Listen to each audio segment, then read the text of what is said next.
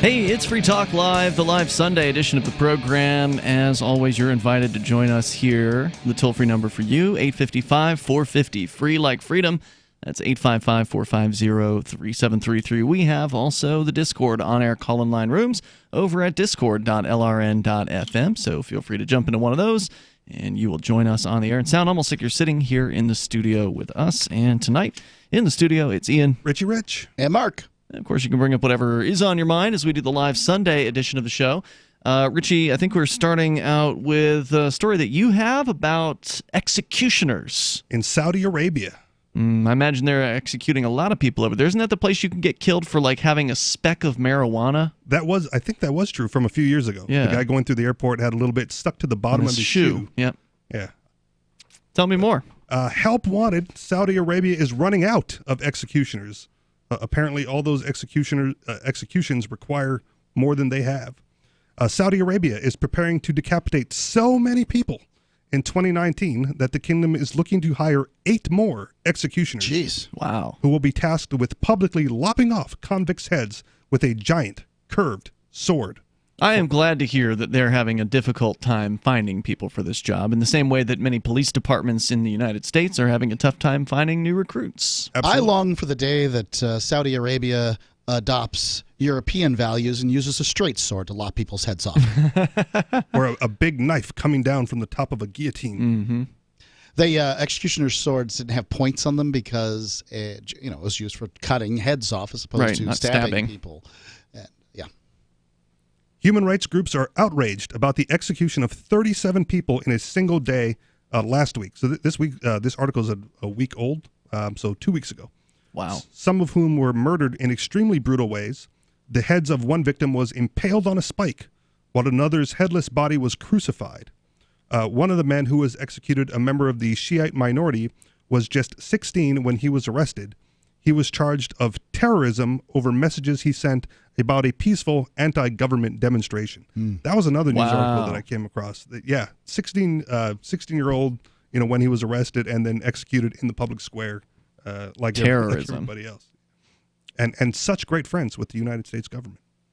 The kingdom is on track to set a new record this year as more than 170 people are set to be put to death in 2019, up from 150 last year. The country has carried out some 600 executions since 2014. Already, the kingdom has executed about 100 people this year. See, now this should fix it, right? Like, they just need to keep increasing the executions, and then people will stop committing crimes. This doesn't work that way. Well, and I'm gonna bring this up briefly because we talked about it a little bit at dinner. It's the Hoppian physical removal plan, right? If you just keep getting rid of the people you don't like, eventually they'll stop wanting to be there, and you'll have your almighty perfect society, right? You just get rid of the people you don't like. Except you probably will start disliking other people. Once the people you don't like are gone, then other people will show aspects to their personalities that, or whatever it is that you didn't like. You didn't know you didn't like about them, but now you don't like it about them. All of a sudden. Yeah. Before you know it, you're down to just you. And some people would be fine with that. According to a job posting on Saudi's civil service website, executioners will be tasked with carrying out the beheadings, but they also must be prepared to cut off extremities, like hands, a common punishment for some minor offenses. Wow. They still have that. Apparently they do. Eye for an eye. Chop off the hand of the thief. Absolutely. That's not an eye for an eye. It's a deterrent. If you steal a loaf of bread, a hand's worth significantly more than a loaf of bread. So that's not the same. It doesn't have to do with the worth. It has to do with the crime that was committed. They used their hand to take the bread, so therefore... An eye for an eye is a standard, and that standard is something of value for something of equal value. That's not what goes on with the hand chopping thing. That's a different idea. And I don't know whose hands they're chopping off or what the story is, but there's some theft that isn't worth a hand, to my mind. I understand. You're not the person in charge of these countries. Nope. I think they would say that any theft is worth your hand being chopped off. And it's a deterrent to future criminals who might think about stealing in the future. That's the claim. Well, in Iran, they had a situation where, a man threw acid in a beautiful woman's face because she didn't want to be his wife. And I can't have you, no one can. That general premise. And she was given, after several appeals, the opportunity to have acid dropped in his eyes so that he was blind. She was blind, blinded by this. And, so basically... Did she or did she choose to... She chose that. Yeah, she stuck to it adamantly. Yeah. Like she was offered money, she was offered everything, and she stuck to the eye for an eye thing. And I got to say, good for you. I would recommend practicing forgiveness, but I understand why somebody would want to... practicing forgiveness is not going to get your face, turned back the way it was. Isn't going to give you your sight back. Neither's blinding two him, wrongs though. don't make a right. Nope. But a society full of men that believes that somehow they can throw acid in people's faces, it's not like that doesn't exist over there. So somebody has to stand up and say, I'm going to make this stop. And is she going to make it stop? Probably not all on her own. But if some dudes start getting acid thrown in their faces too, maybe a little bit of get back will change things. We'll see. Saudi Arabia has one of the highest execution rates in the world. Suspects can be put to death after being convicted of terrorism, homicide, rape, armed robbery, and drug trafficking. Executioners use a sword known as the sultan to remove the condemned man's head from his neck. Public executions typically take place around 9 a.m. after the convict is led into the public square. Crowds often cheer as the man is killed. Oh, I'm sure. And that's probably why it's unlikely to stop anytime soon, because it's a spectacle. People like it. People like it. They're bloodlust. I'm sure that would be true in many societies, probably most. Yeah. I'm wondering if anybody listening to the show tonight wants to bring back public executions. Because right now, and as I understand it, at least I don't know if this is true in all states, but in some states, it's usually only like the family of the victim and whatever state officials and such can go to an execution. Journalists? Okay. Yeah. You could end up in one if you wanted to. You mean as the victim, or no? Well, that's certainly a possibility. Or the perpetrator. If you're saying I could go see an execution if I wanted to as a journalist? Talk about it. Yeah. Well, not in New Hampshire, because there's only one guy on death row here, and who knows when they're going to put him to death. And unfortunately, they did not get rid of the death penalty yet. The governor in New Hampshire did sign a veto against what is a veto-proof margin. So now they, have to go and put it to another vote to try to get the veto override on that. And I was at a political meeting with some Republicans this weekend, and one of their main characters, House Minority Leader guy, was there talking, and he was saying he's got to convince 47 Republicans to change their mind on this. And I'm like, I hope you can't do it. Hopefully they can get this veto override, and New Hampshire can abolish the death penalty, which, by the way, from what I understand, would not affect the one guy on death row. It would not get him off of death row. And the governor probably wouldn't commute the sentence either. Right. So he would still be sitting on death row. That's my understanding of the situation. It would just eliminate. It would just eliminate, because that was the punishment he was already given. In the same way that, Mark, when they legalize marijuana, which they haven't done here yet, but they've decriminalized it. When they legalize marijuana in some states, they generally don't automatically wipe out the records of the people. What they'll do is they'll pass another bill that says, okay, if you got a marijuana conviction, you can send $100 to us and we'll wipe it off. for $100. Right.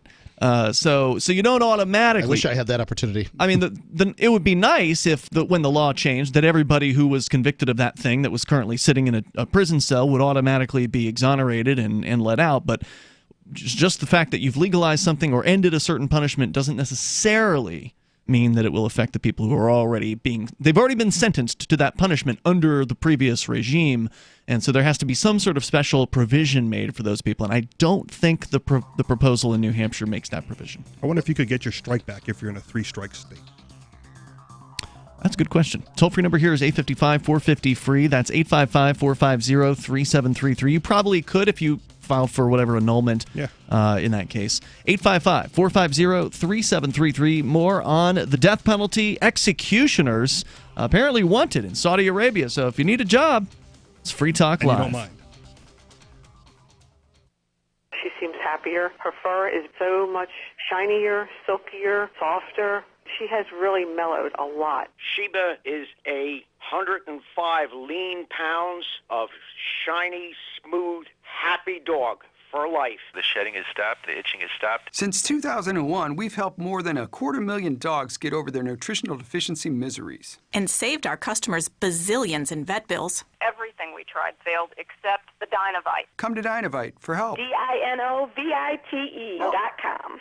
If you want the dog to be healthy, you got to feed it something healthy. The omega-3 fatty acids, Flaxseed, zinc, alfalfa, the digestive enzymes that are cooked out of regular dog food. Dynovite is nutrition. Dynovite for life. Don't let your dog itch, scratch, stink, or shed like crazy. Come to Dynovite for help. 859-428-1000.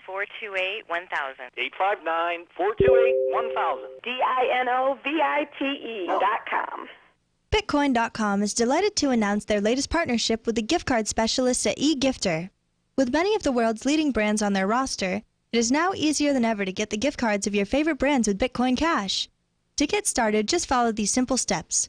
Visit giftcards.bitcoin.com, pick the gift card you want, follow the instructions on your screen, and make your payment using your Bitcoin Cash wallet. Sit tight and your gift card will be delivered to you as soon as it's ready. That's giftcards.bitcoin.com. I can definitely say that I have found the best cryptocurrency wallet. Certainly the best named one. I'm Mark Edge, and I love the Edge wallet. I've been using it for the last few months. You can buy, sell, trade, and hold your cryptocurrency securely. I trust my holdings of all the major cryptocurrencies to Edge wallet, and you should too. No long phrases to memorize, just a username and password. Secure your freedom with Edge wallet. Get it now on Apple or Android in the App Store or at edge.app.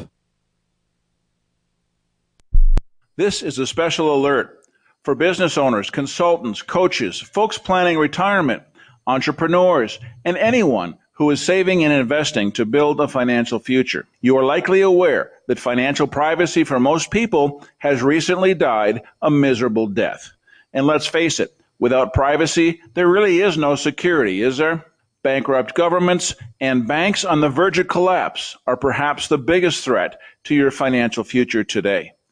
The Lighthouse Law Club recognizes this and has been working diligently to provide safe, secure, and productive tools to ensure your privacy, your financial security, and your future financial well-being, despite the catastrophes which many people fear are looming ahead of us. Find out more with a variety of free videos on the YouTube channel for Lighthouse Law Club. Just search YouTube for Lighthouse Law Club and secure your future today. If you want to know the latest about Free Talk Live before we go on the air, all you need to decide is how you want it delivered. It's your choice. Visit news.freetalklive.com. You can get emailed announcements and participate in contests via our email updates list. Plus, we have a Twitter account that you can follow and a Facebook page where you can become a fan. So visit news.freetalklive.com to get news about Free Talk Live as soon as it's announced and the way you want it delivered at news.freetalklive.com. That's news.freetalklive.com. There are basically two types of advertising, direct response and branding. Radio's great for direct response with its low cost to listener ratio, but audio can't be beat for branding, which is a longer-term endeavor. You want to be the first thing that someone thinks of when they think about your product or service. If you have a local business that you want kept top of mind in your community, call the station. If you need national reach, Free Talk Live's got around 200 radio stations, millions of monthly listening sessions, can suit all budgets, and if we don't think we're right for you, we'll tell you. Email me, mark@freetalklive.com. Some of our live shows are streamed in HD on Twitch. Please follow and share at twitch.lrn.fm. That's twitch.lrn.fm.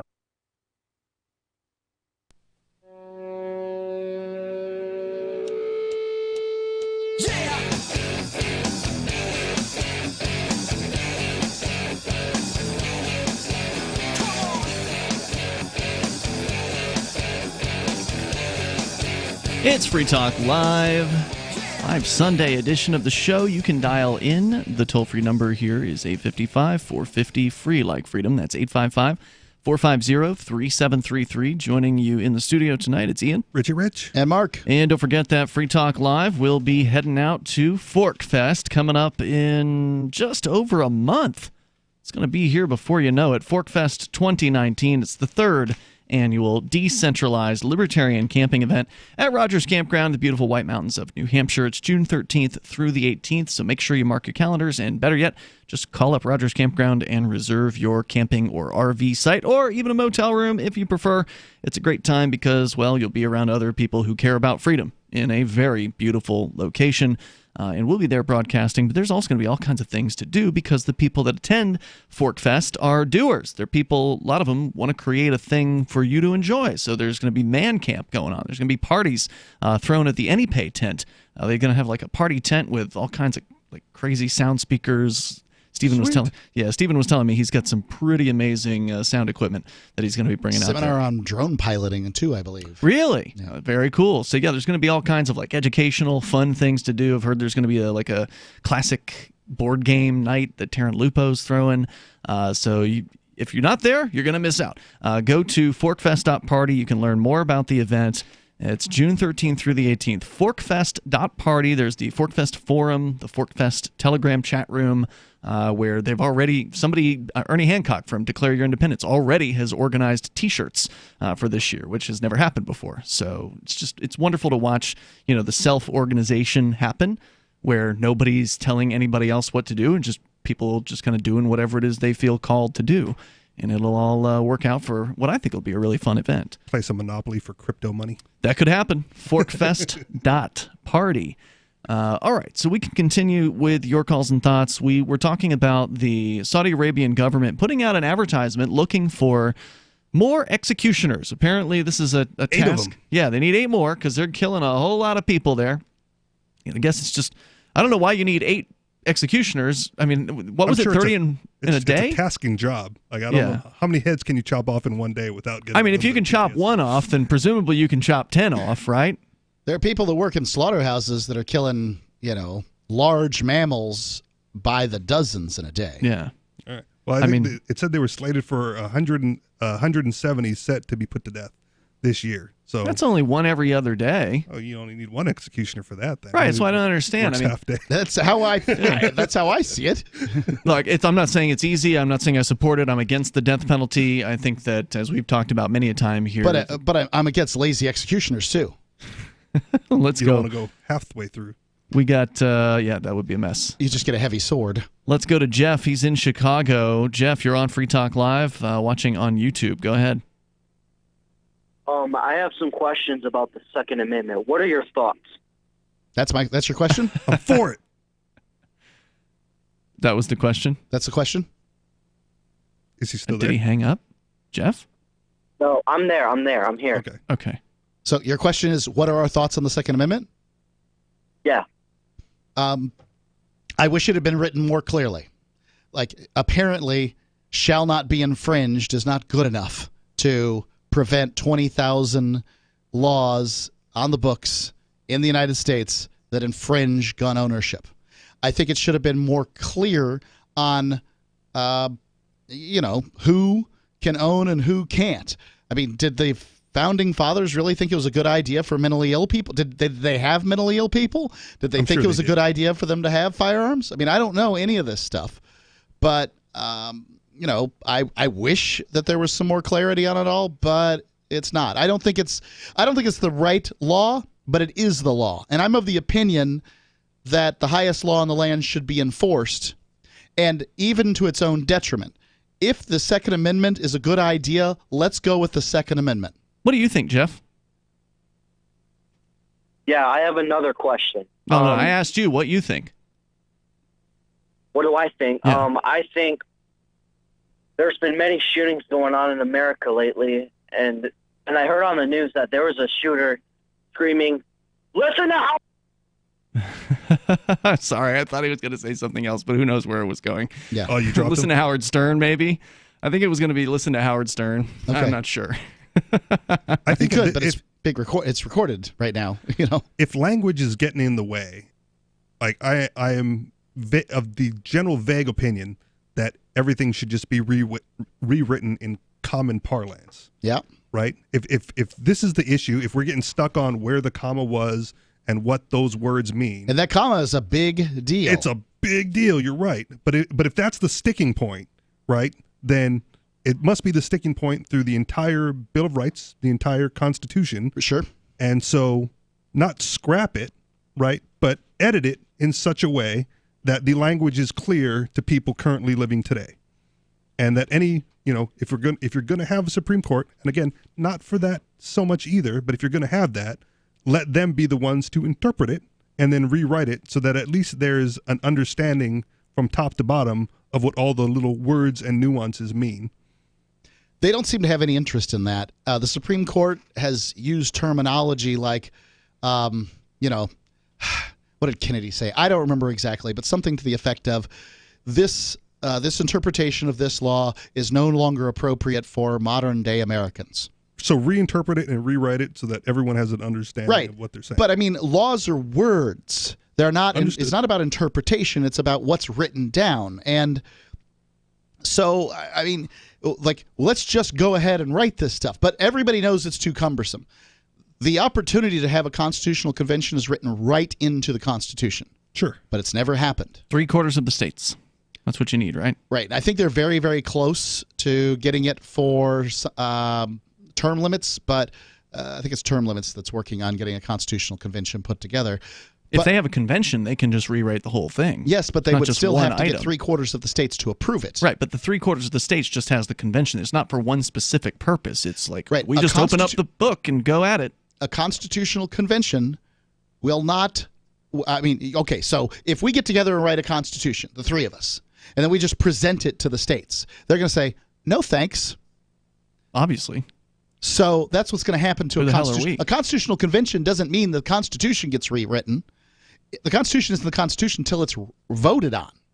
Sure. Right, but they rewrite it at the convention. Right. But that's meaningless until all the states vote on it, Ian. Okay, but first they have to vote to have the convention. Then they got to rewrite the thing. Do they have to vote to have the convention? Because I remember vaguely, again, about someone organizing a con like within the last decade or so, just trying to get representatives from each state to show up to a meeting to do something. That was We the People who put together. Okay. Well, there you go. Yeah, they put together their own con that everybody What happened ignored. to those guys?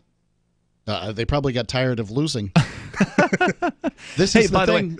I don't think you can retrofit the state, ladies and gentlemen. I think this just needs to be abolished. Forget about the federal government. New Hampshire's got a pretty good one. They actually added it later. It was 1982 when they added Article 2A, the bearing of arms. All persons have the right to keep and bear arms in defense of themselves, their families, their property, and the state. So in 1982, it was illegal for a convicted felon to bear arms.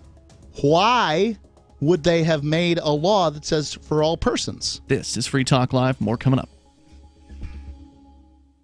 Most of you know that heart disease is the #1 silent killer in the U.S. What if I told you for just $54.95 a month you could fight against heart disease naturally? At Heart and Body Extract, we've been helping thousands of people get back to a healthier heart. Don't just take my word for it. Check out all of the success stories at hbextract.com. Or to order, call 866-295-5305. That's 866-295-5305. hbextract.com. Don't risk it when you can take charge of it.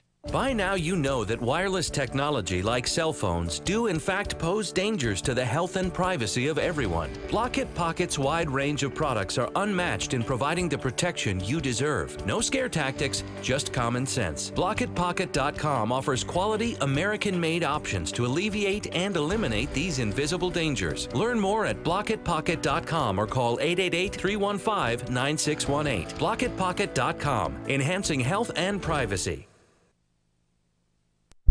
On Free Talk Live, we're bringing people to the ideas of liberty every day. From wrestling superstars like Glenn Jacobs. You guys really are having an impact, I believe. Like I said, a lot of where I am now is due to listening to Free Talk Live. You changed my mind on some very important issues years ago. To random people tuning in on the radio. I was kind of stuck in the left-right paradigm. I heard your show by chance on a Saturday night. From there, I went on, joined the Free State Project, and become an amplifier. So, I mean, that's really the reason why I amp is because I know that if it wasn't for you guys being on as many stations as you are, I never would have found the ideas of liberty. Your amp will directly change more lives by getting Free Talk Live in front of people looking for talk radio online and on the air. When you AMP Free Talk Live, you get perks like access to the AMP-only Facebook group and AMP podcast. Visit amp.freetalklive.com. What do you shop for that you could otherwise buy at Amazon? Pretty much everything, right? Amazon has competitive pricing and they deliver, and that's a big plus. If you could plan ahead in your shopping, would you be interested in saving up to 33%? There's a catch. You have to do your shopping in Bitcoin. But imagine those savings. It's like a huge raise. All you have to do is go to saveatpurse.com. We've saved thousands, and you can too. Plan ahead and save. Saveatpurse.com. Some of you asked, and now we've delivered. LRN.FM's live Keene, New Hampshire studio shows are now streamed in HD on Twitch. Visit our channel at twitch.lrn.fm and give it a follow. If you have Amazon Prime, you get one free subscription on Twitch. If you use it on our channel, Twitch will give LRN.FM a monthly piece of your Prime subscription cost. So please watch, follow, share, and subscribe to twitch.lrn.fm. That's twitch.lrn.fm. The Free State Project has reached its goal of 20,000 liberty lovers who've pledged to move to New Hampshire and get active to achieve liberty in our lifetime. Perhaps you're trying to figure out what part of New Hampshire should be your destination.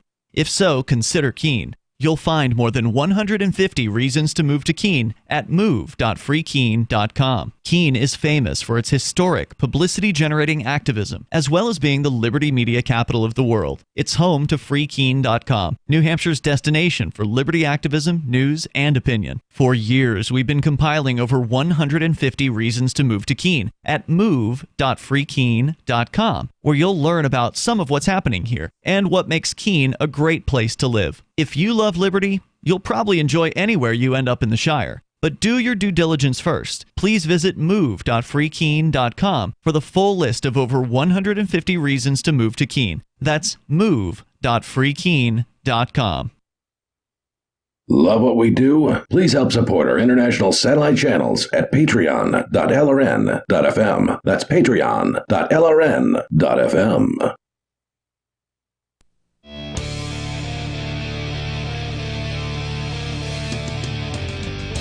This is Free Talk Live, and you can bring up whatever you want. Just dial in toll-free here at 855-450, free like freedom. That's 855-450-3733. We do have the Discord on-air call-in line rooms. Just go to discord.lrn.fm, and you can join us there. And with you in the studio tonight, by the way, it's Ian. Oh, sorry. Let's try that again. Rich E. Rich. All right. And Mark. And also, if you are somebody who is in the retail world, if you are a manager, maybe an owner of a retail establishment, you want to start taking cryptocurrency at the point of sale, it is so easy to do it. All you have to do is go to helpmetakebitcoin.com, and the good folks over at AnyPay.global are going to help you take Bitcoin and other cryptos, because it's not just Bitcoin out there. There's other great stuff like Dash and Zcash and Bitcoin Cash and others. In fact, I was just reading the AnyPay Telegram chat today that they have, which is open to anybody who's got questions about AnyPay. And apparently they're up to 10 different cryptos that they accept with AnyPay, which means that you get this nice little app that's available for iOS and Android devices. You load that up on your tablet at your point of sale, and then that's part of the few steps that you have to go through at helpmetakebitcoin.com. It's they also super have easy. a map that allows people to find you. That's true. And the people that spend cryptocurrency are fiercely loyal. They want to be able to spend their cryptocurrency, and they will reward a business that does it. There have been times where I have gone and I've thought to myself, oh yeah, I kind of want to get some Chipotle. No, wait, they don't take crypto. I'll go to Thirsty Owl, the local bar, and just get something there. Right. As long as they have the iPad ready. And they do. They do. They've the local merchants, they've loaded up the app. I think almost every merchant in Keene now has the app. It used to be they didn't have an app. It was all on the web. So they keep improving the product quality and the ease of use. And in fact, now you don't even need an account at AnyPay, which is amazing. Go to helpmetakebitcoin.com. Get started there. It's super easy. They'll walk you through the steps. Helpmetakebitcoin.com. As we continue here, whether it's the death penalty, the Second Amendment, or whatever is on your mind, we go to Gilbert listening in Vegas. Gilbert, you're on Free Talk Live. Yes, I support the death penalty for Mark Edgington. Okay, you're not allowed to call the show. So we're just going to hit the dump button. 855-450, free like freedom as we continue here. So we were discussing the Constitution, the Bill of Rights, specifically the Second Amendment. Somebody had called in to ask about that. And I was saying, you know what? Forget about the whole federal government thing. Let's just call it a day. It's a failed experiment. When you talk to people and you ask them the question, well, what exactly does the federal government do for you? What is it that you value them for? Safety. They have a real tough time. A lot of people have a real tough time answering that question. They protect America.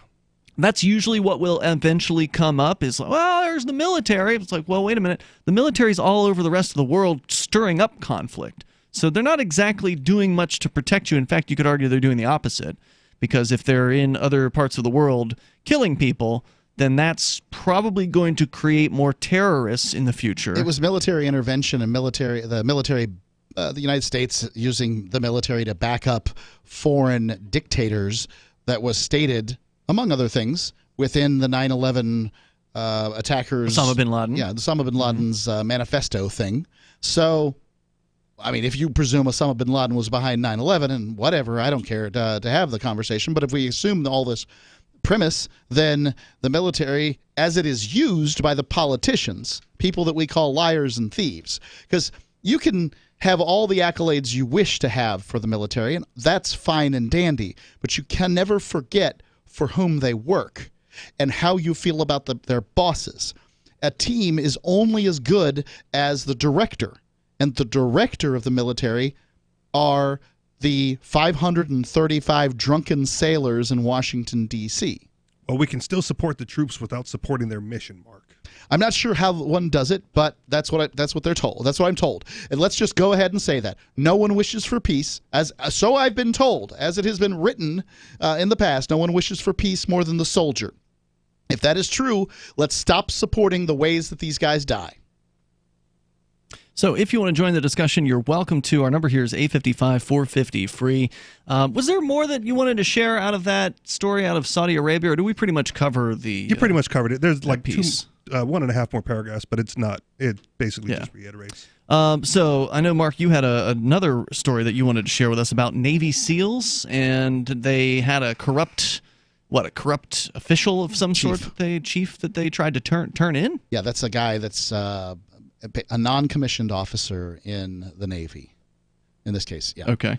So WBUR.org, the article here, Navy SEALs reported their chief for war crimes. They were told it could threaten their careers. This is how politics works, boys. This is how politics works. Mm-hmm. And the military is a political organization. Absolutely. And if Navy SEALs are reporting you for killing, chances are good you're way overboard, right? These are the guys whose job it is to kill, and I imagine they get a little but only who they're ordered to kill. Callous to it. I understand. Well, but they're not. People aren't ordered to kill individuals. People are ordered to. They have a directive, and they fit things within that directive. Sure. And what we've seen over and over again is sometimes people that the American public would like to not see it fit within a directive do, and they die too, and that's unfortunate. But let's go on with the story here. Navy SEALs turned in their leader, the chief, for war crimes. He faces murder charges. We go inside the secret culture of America's elite warriors. Let's see, right here. Sorry, this is a hard decision. The ethical culture of any complex organization requires dutiful work and strong leadership, and thankfully our special operations forces have that. And there's a sincere and strong commitment to building and driving an ethical culture within this community from the very senior leadership through the ranks. However, I worry about the damage done to ethical culture of our military and especially special operations, SOCOM, when we politicize these cases and make them yet one more football in our culture wars. Yes, absolutely. On one hand, every individual is innocent until proven guilty. That's certainly the case here, and we must respect the military legal process and allow the case to play out. On the other hand, we can also not stack the deck against those who are willing to speak out about what they believe was wrong. Ian, this story has changed since I read it. Where is it? It's from WBUR. Okay. Is that public radio? Do they have the edits in there? Sometimes they'll edit stories and they'll mark it as such. Yeah. This is say last updated down at the bottom or something like that. Yeah, I'm sorry. Well, what did you think it was? I mean, what were you expecting? I had read a story previously where they had talked about the Navy SEALs turning in their chief and then facing ramifications for it, and being prepared to face the ramifications. They believed so strongly in what happened that they were willing to do it. But the page has changed since I put that in my show prep. What do you think happened? Memory hole? I don't know. Is it still, this is an editorial piece? Or was it always an editorial piece? It sounds like an opinion piece. The way you're reading it. But that's what it is now, right? It sounds like okay. Like somebody's comments have been popped in on it. It says here, I just found another story on it. Fox News, President Trump on Saturday announced that Navy SEALs Eddie Gallagher, accused of war crimes in Iraq, will be moved to less restricted confinement, apparently in response to a push by Republican lawmakers advocating for Gallagher. In honor of his past service, we support war crimes to our country. Navy SEAL Eddie Gallagher will be moved to a less restrictive confinement while he waits his day in court. Process should move quickly, Trump said. I wonder if they have to take one of those ethical questionnaires before they get the job. Would you turn in your Navy commander if you found out that he was committing war crimes? And then if you check yes on the box, then you don't get it. Usually the military is good about sounding like pretending they're for these things. They you don't have to obey an unlawful order. Well, we're shocked and appalled at this. How does somebody know that whether they're dealing with a lawful order or not? Well, did they get the order from their commanding officer? Right. It's a lawful order. Right.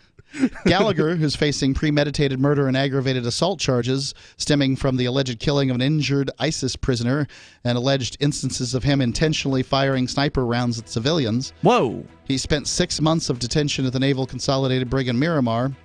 Trump's tweets come amid a growing push from Republican lawmakers for better treatment for Gallagher. Well, it's definitely true that people who are accused of a crime should not be treated particularly poorly, so I'll agree with that much. But the toll-free number here is 855-450-FREE. That's 855-450-3733. It's Free Talk Live. Does your dog itch, scratch, stink, or shed like crazy? Come to Dynovite for help. Order a 90-day supply of Dynovite. Dynovite is nutrition. Pick up 2 bottles of Lico Chops, get the 3rd bottle free. New improved Lico Chops with omega-3, omega-6, vitamin E. And now, 6 extra direct-fed microbials. Even better for the digestive tract and immune system. Try Lico Chops. Buy 2, get 1 free. At Dynovite.com. DINOVITE.com. Go to themorganreport.com and receive updates and insights you will not find anywhere else on the web. You will discover how to grow and protect your wealth under all market conditions. The Free Morgan Report provides interviews, webinars, question and answer sessions, plus mind-blowing videos. As David Morgan says, let my passion create your wealth. TheMorganReport.com. TheMorganReport.com. Heart disease is on the rise. Clogged arteries, high blood pressure, and high cholesterol levels may not be fully detected by you, but the symptoms are there. Loss of energy, blood sugar spikes and drops, poor circulation, and irregular heartbeat are just a few of these that can alert you that something is wrong. Hear how Heart and Body Extract is making a difference in thousands of people's lives across America. My blood pressure has normalized. My diabetes has totally improved. Everyone is telling me now how much healthier I look, and I'm telling everyone how much healthier I feel. I recommend Heart and Body Extract to everyone. Anybody over 40 in the North American continent should be using this product as a preventative to keep their cardiovascular system healthy. Order your 2-month supply today by calling 866-295-5305. That's 866-295-5305. Or order online, hbextract.com. Heart and Body Extract, 866-295-5305 or hbextract.com. This is Michael Dean from the Freedom Fiends. I've run websites since 1996 and have used over a dozen web hosts in that time. AgristHosting.com is the only one that hasn't broken my heart. Agrist Hosting's uptime and service is stellar, and their DDoS mitigation is the best I've seen. That's important because if you tell the truth in this world, you'll ruffle feathers. And some people will try dirty tricks to silence your voice. No matter what the haters hit us with, Agrist Hosting keeps our websites online. If you have a mission-critical commercial presence or a world-changing activism site, you cannot tolerate any skullduggery. So go with agristhosting.com. Have a WordPress or blog site, but you're not satisfied with performance or uptime? Or just want raw hosting? Want to pay with Bitcoin? Agris Hosting specializes in high-performance hosting with personalized service. Go to agristhosting.com and click on the button that says Get Hosted. That's agristhosting.com. So you've heard all 3 hours of the latest episode of Free Talk Live, and you're still hungry for liberty-oriented audio content? Did you know that we have another 24/7 audio stream at LRN.FM? The Liberty Radio Network airs the latest episodes of some of the best liberty-oriented podcasts on the internet around the clock. In addition to recorded content, you'll also hear live shows like Free Talk Live, originating from our Keene, New Hampshire studio. So listen anytime at LRN.FM. That's LRN.FM. Looking for a great real estate investment? Consider New Hampshire, which is ground zero for the Liberty Movement. Your first call should be to Mark Worden from Porcupine Real Estate. He's more than just a real estate agent. He's your New Hampshire concierge. Where are the best places to live? Do you want farm, city, the burbs, or forest? Do you want a duplex or multifamily building so that renters pay your mortgage? There are homes in all price ranges in New Hampshire, and Mark can help with financing too. Invest in liberty and property. Mark Worden can help. PorcupineRealEstate.com. Now you can follow LRN.FM on the decentralized Mastodon social media platform at toot.lrn.fm, toot.lrn.fm.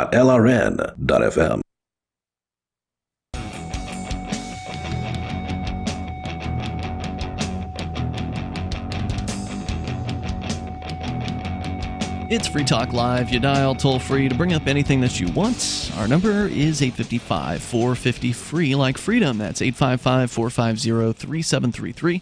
And we have the Discord on-air call-in line rooms at discord.lrn.fm. Hop into one of those. We'll jump you on the air here, and you'll sound like you're sitting here in the studio with us tonight. It's Ian. Richie Rich. And Mark. And also want to make sure that you know about Bitcoin.com. It is the premier site for everything Bitcoin Cash related. Bitcoin.com can help you choose a Bitcoin Cash wallet, buy some Bitcoin Cash, show you where you can spend your Bitcoin Cash. You can also read the latest news or engage with the community on their forum. Plus, you can play games with your Bitcoin Cash through Bitcoin.com. That's Bitcoin.com. And Mark, you and I are planning on going to the Bitcoin.com home offices. Yeah, it's going to be fun. In Tokyo this week, which should be interesting. I have never been anywhere outside of this continent, basically.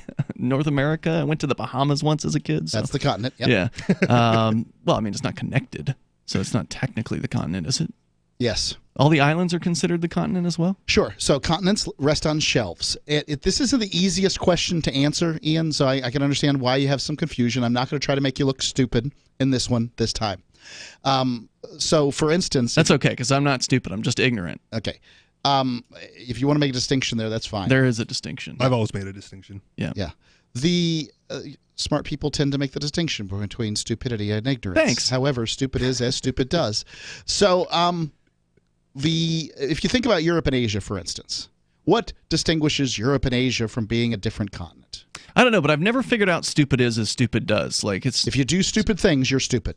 Oh, okay. So Forrest Gump always said that, and I could never really make heads or tails. Forrest Gump didn't do stupid things, although he was pretty clearly stupid. He was intended to show you the difference in the statements. Ah, okay. So Forrest Gump would be considered a smart person because of the success he had in life. However, he obviously had some mental processing issues. Sorry, so you were saying about shelves and continents and such? Right. So if you look at Europe and Asia, they are one landmass. And honestly, Africa's one landmass too. Just because they put the Suez Canal in there, you could walk from South Africa to the Bering Straits, right? I don't know where that is. Okay. All right. This is all one landmass. You were talking about shelves. Right. Shelves, is that the kind of the earth that's underwater, basically? Is that the idea? Right. So there's different ways to determine how many continents there are. Some people say that Australia isn't a continent. Some people say it's part of the continent of Oceania, which is which includes all those little islands New that are Zealand. around it. Yeah. The difficulty there is distinguishing where the line is between Oceania and Asia. And it's not the easiest question to answer. It's a murky subject as to what you're saying is the continents don't have anything to do with the water. Not really. See, I never knew that. Most islands are attributed to some continent or another. Not all of them. I imagine Bermuda, for instance, which kind of sits in the middle of the Atlantic, is just kind of considered this anomaly that isn't on a continent. Somebody's going to correct What about me. Hawaii? It's kind of way out there. Yeah, I would say that's probably true. Too. Yeah, I don't have an answer. I mean, it's way out there, right? It's pretty much it's one of the ones that's in the middle of nowhere. Like all the other Polynesian islands, there's a landmass, a large landmass nearby that you can kind of associate it with. But not Hawaii. It's like few little rocks in the middle of nowhere with nothing really nearby. So some people will say there's as few as 3 continents, and some people will say there's quite a few, more than 12. So the people that say 3, they're putting Asia together with Europe since it's all contiguous, basically. Afro-Eurasia, the Americas, America. So all of North and South America together. It's attached, right? So America and Antarctica. Wow. Those are the 3 continents. Keep it simple. By those people's standards. And then Australia is just an island. Okay. All right. Interesting. So if you want to join us here, the toll-free number is 855-450-FREE. So you were you found the story that you had thought that you lost or did lose temporarily. What's going on with this website? I was very frustrated with the way this story was treated on the WBUR.org You sure it wasn't website. just you? I read this story previously. I couldn't tell you what happened. They added comments to the top part of the article. So you found the story that you had read previously. Where was it? Yeah, on the same page. Oh, downwards, down towards the bottom of the page, basically. Right. You had to scroll down a little bit past the new commentary, which is like, I see. Don't listen to the facts of this because it's bad to politicize. Is what basically the commentary is saying. It's dangerous to politicize these things. From the New York Times, Navy SEALs were warned against reporting their chief for war crimes, stabbing a defenseless teenage captive to death, picking off a school-age girl and an old man from a sniper's roost, indiscriminately spraying neighborhoods with rockets and machine gun fire. Navy SEAL commandos from Team 7's Alpha Platoon said they'd seen their highly decorated platoon chief commit shocking acts in Iraq, and they had spoken up repeatedly. But the frustration grew as months passed and nothing happened. They saw no sign of official action. Tired of being brushed off, 7 members of the platoon called a private meeting with their troop commander in March 2018, naval base in Coronado. So you said it was the chief who was the psycho? Right. So he's just above the troops, but not above the commander. He's enlisted, is my understanding is what a chief is. I don't think he's a warrant officer, which is a sort of middle thing in between in the Navy. It's only in the Navy. So what they did is they went to the commander, the officers, to talk about this guy and had a secret meeting. Sorry, I'm not familiar with structure either. He's he's above the chief, the guy they had the meeting with. The commander, yeah. So officers are gentlemen. Sure. Enlisted men are the dregs of humanity.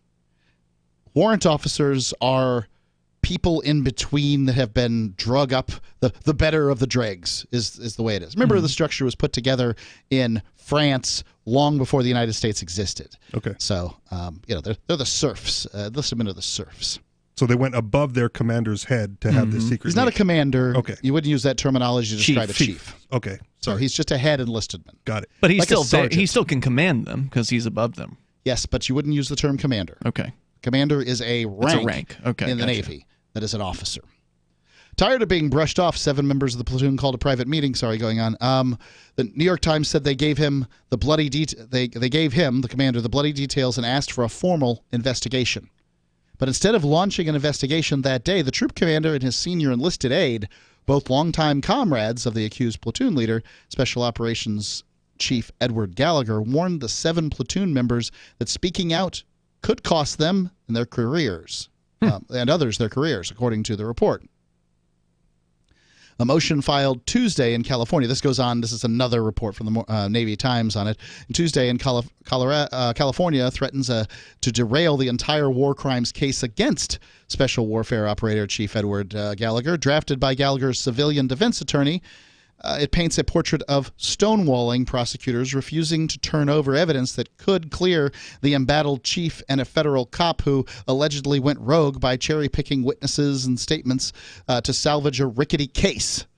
Rather than conduct a proper investigation in search of the truth, the agent began with a predetermined conclusion and went about finding evidence to support that conclusion while ignoring or suppressing anything that conflicted with the narrative. So you've got 7 guys, 7 Navy SEALs, right? These were the SEALs, who saw this psychopath shooting at children, was it? With a sniper rifle? A variety of things, but a young girl was shot. Yeah. Shooting at innocent civilians with a sniper rifle, among other things. Firing rockets into neighborhoods. They went to they went to their higher ups, reported it, and they were basically told, "Look, just keep quiet, or else." Right. This will mark a sea change in the Sea Service's clandestine and close-knit cadre of SEALs, a secretive and elite military force that rarely testifies against each other, especially in war crimes probes, attracting an international audience. But Gallagher faces a long line of SEALs prepared to provide damning testimony under oath against him. One of the members of Gallagher's unit, Alpha Platoon. So they pressed ahead, even though the commander guy said, "All right, we're going to ruin your career if you don't stop this. You're going to get in trouble." They kept ahead. They kept Part going. of me thinks he must have done something else to them, right? Because if they're always lining up rank and file, he must, and I would say that based on some of the WikiLeaks videos, that this doesn't seem not out of uncommon. the ordinary, not uncommon. That he must have done something to them outside of that offended them more greatly than just than shooting children. Well, I understand how that would that looks to us, but as a Navy SEAL. That's a possibility, right? Area. Like maybe the thing is that Gallagher's the one good SEAL in a platoon of a-holes, and he turns against them. He somehow strokes the brethren in the wrong way, and they're willing to say anything to get him thrown away. And that's a possibility. Yeah, it could I'm be. not even saying he's a good guy. I'm saying he did something to offend them more greatly than the ordinary. Yeah, who knows what the other internals possibility are is that he's such a flaming lunatic that even Navy SEALs who probably have seen their fair share of horrifying things happen in war were shocked by these war crimes. 855 450 Free Talk Live. Policies issued by American General Life Insurance Company, Houston, Texas. Not available in all states. For details, visit AIGdirect.com. Do you have a family? Would you like to help make sure they'll be taken care of if anything were to happen to you? If you answered yes, you probably need life insurance. Now, do you think life insurance is expensive? If you answered yes to that too, you definitely need to give AIG Direct a call. We could find you a $250,000 policy for just $14 a month, which means you could save hundreds of dollars a year. Call us now for a free, no-obligation quote. 1-800-919-5435. Since 1995, we've helped millions of people find out if they could save up to 70% on their term life insurance. See how affordably we can help you protect your family. Call AIG Direct now for your free quote. 1-800-919-5435. You could save up to 70%. That's 1-800-919-5435. 1-800-919-5435. Are you tired of governments murdering people around the world? Stop using their money. There is an alternative. Bitcoin is a stateless, free market, non-political currency. Bitcoin cannot be inflated or controlled by any government. By using their money, you are helping the state. Stop doing it. You have an incredible alternative available now. Learn it, use it, spread it. Get started with Bitcoin at bitcoin.com. That's bitcoin.com. LRN.FM is proud to announce our official listening apps for Android and iOS devices. Now you can easily tune into our streams anywhere, anytime on your smartphone or tablet. Just visit apps.lrn.fm or search for LRN.FM in the Android or Apple app stores. Please download, rate us 5 stars, then share the link on your social media and let your friends and family know how you're listening to LRN.FM. Download it now, free at apps.lrn.fm. You're listening to the live edition of Free Talk Live. Hour number 2 is next after the news here on the Liberty Radio Network at LRN.FM. This is the Liberty Beat, your daily source for Liberty news and activist updates. Produced in partnership with SNLS News and listeners like you. Online at libertybeat.news and snls.news. I'm Mick Murrow with your latest edition of the Liberty Beat. Gold is trading around $1,272, silver at $14.67, and Bitcoin is trading around $5,673. Today's prices are brought to you by InnoScale. Take off with Managed Cloud. Looking for a safe, secure way to store your important files online? Let InnoScale handle it for you. Their high availability cloud servers are the perfect solution for clients needing one or more secure, scalable servers with built-in hardware failover protection. For details, see them online at innoscale.net. In the news, Facebook on Thursday banned controversial political personalities for violating the company's policies on dangerous individuals and organizations. The Free Thought Project reports the majority who were removed are far-right activists like Milo Yiannopoulos, Laura Loomer, Alex Jones, and Paul Joseph Watson. However, in a seeming move to appease those on the right who advocate for equal censorship, Facebook also banned far-left Nation of Islam leader Louis Farrakhan. While Facebook has previously banned the Jones and Watson-affiliated InfoWars from the platform, they allowed the personal pages to stay up. The bans came one day prior to May 3rd's World Press Freedom Day, a day set aside annually to celebrate the freedom of the press. The Liberty Beat is sponsored in part by Brave Botanicals, high-quality kratom and CBD at reasonable prices, with excellent customer service. Brave Botanicals is activist-owned and mission-driven, fighting for your right to consume plant-based medicine and natural remedies. Find out more at mybravebotanicals.com. And right now, Liberty Beat listeners can save 10% by using promo code SNLS at checkout. This is the latest edition of the Liberty Beat. Find us online at libertybeat.news and snls.news. Your news now continues. As the United States continues its longest war in Afghanistan, the U.S. military has elected to stop releasing information often used to measure progress, citing uncertainty in the way the data is produced, which have resulted in subjective underlying assessments. The Mind Unleashed reports that in remarks to reporters last week, John Sopko, the Special Inspector General, criticized what he called a trend toward less openness by the military authorities, who are advising, training, and assisting Afghan security forces. The move comes amid a stalemate within the Trump administration, as the Pentagon has proposed sending nearly 4,000 more U.S. troops into the conflict, which many in the White House oppose. Some in the White House have even proposed withdrawing completely or handing over the American effort to private security contractors. As the Associated Press notes, the decision to restrict battlefield information is but the most recent step in a trend of less transparency about the war in recent years, often at the insistence of the Afghan government, which has, in previous instances, stopped the U.S. military from disclosing how many Afghans had been killed in battle, and the overall attrition within the Afghan army. Several Jewish American activists were beaten and forcefully detained by the Israeli army alongside Palestinian and Israeli activists on Friday morning, while working to repair a road linking Palestinian villages in the South Hebron Hills. The anti-media reports those forced to the ground and dragged into military vehicles included several who appear to be rabbis and several elderly members of the group. The activists were part of a delegation of 42 Jews from the U.S. and Canada who were on a 2-week tour of the West Bank organized by the U.S.-based Center for Jewish Nonviolence to promote Jewish and Palestinian coexistence and to resist the ongoing Israeli military occupation. On Friday morning, the group was participating in a road rehabilitation project alongside Palestinian activists and members of local village councils, and activists from All That's Left, an Israeli anti-occupation campaign group.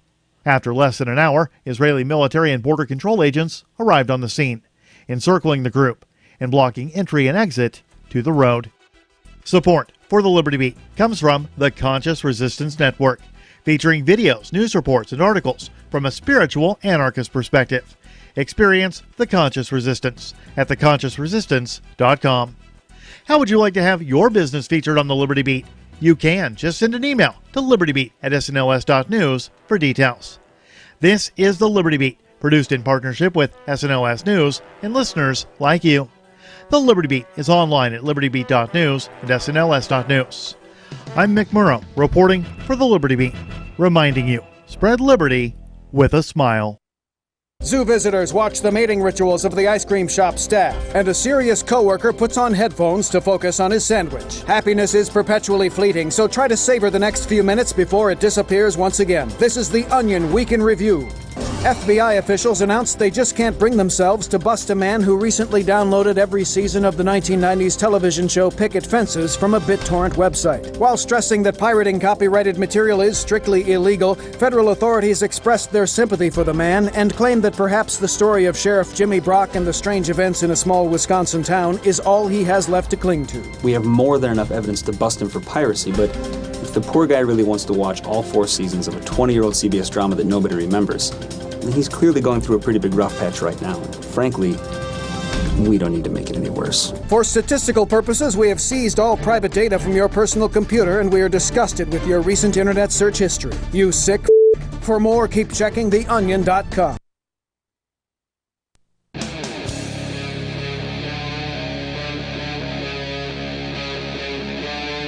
Free Talk Live.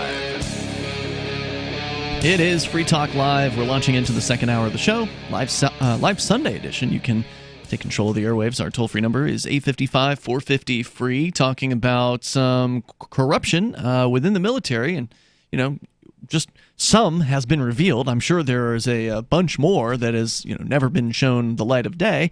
But in this case, it is a commanding officer or a chief in the Navy. Naval chief. He's a chief of the Navy SEALs. Not an officer. He's an enlisted man. Yep.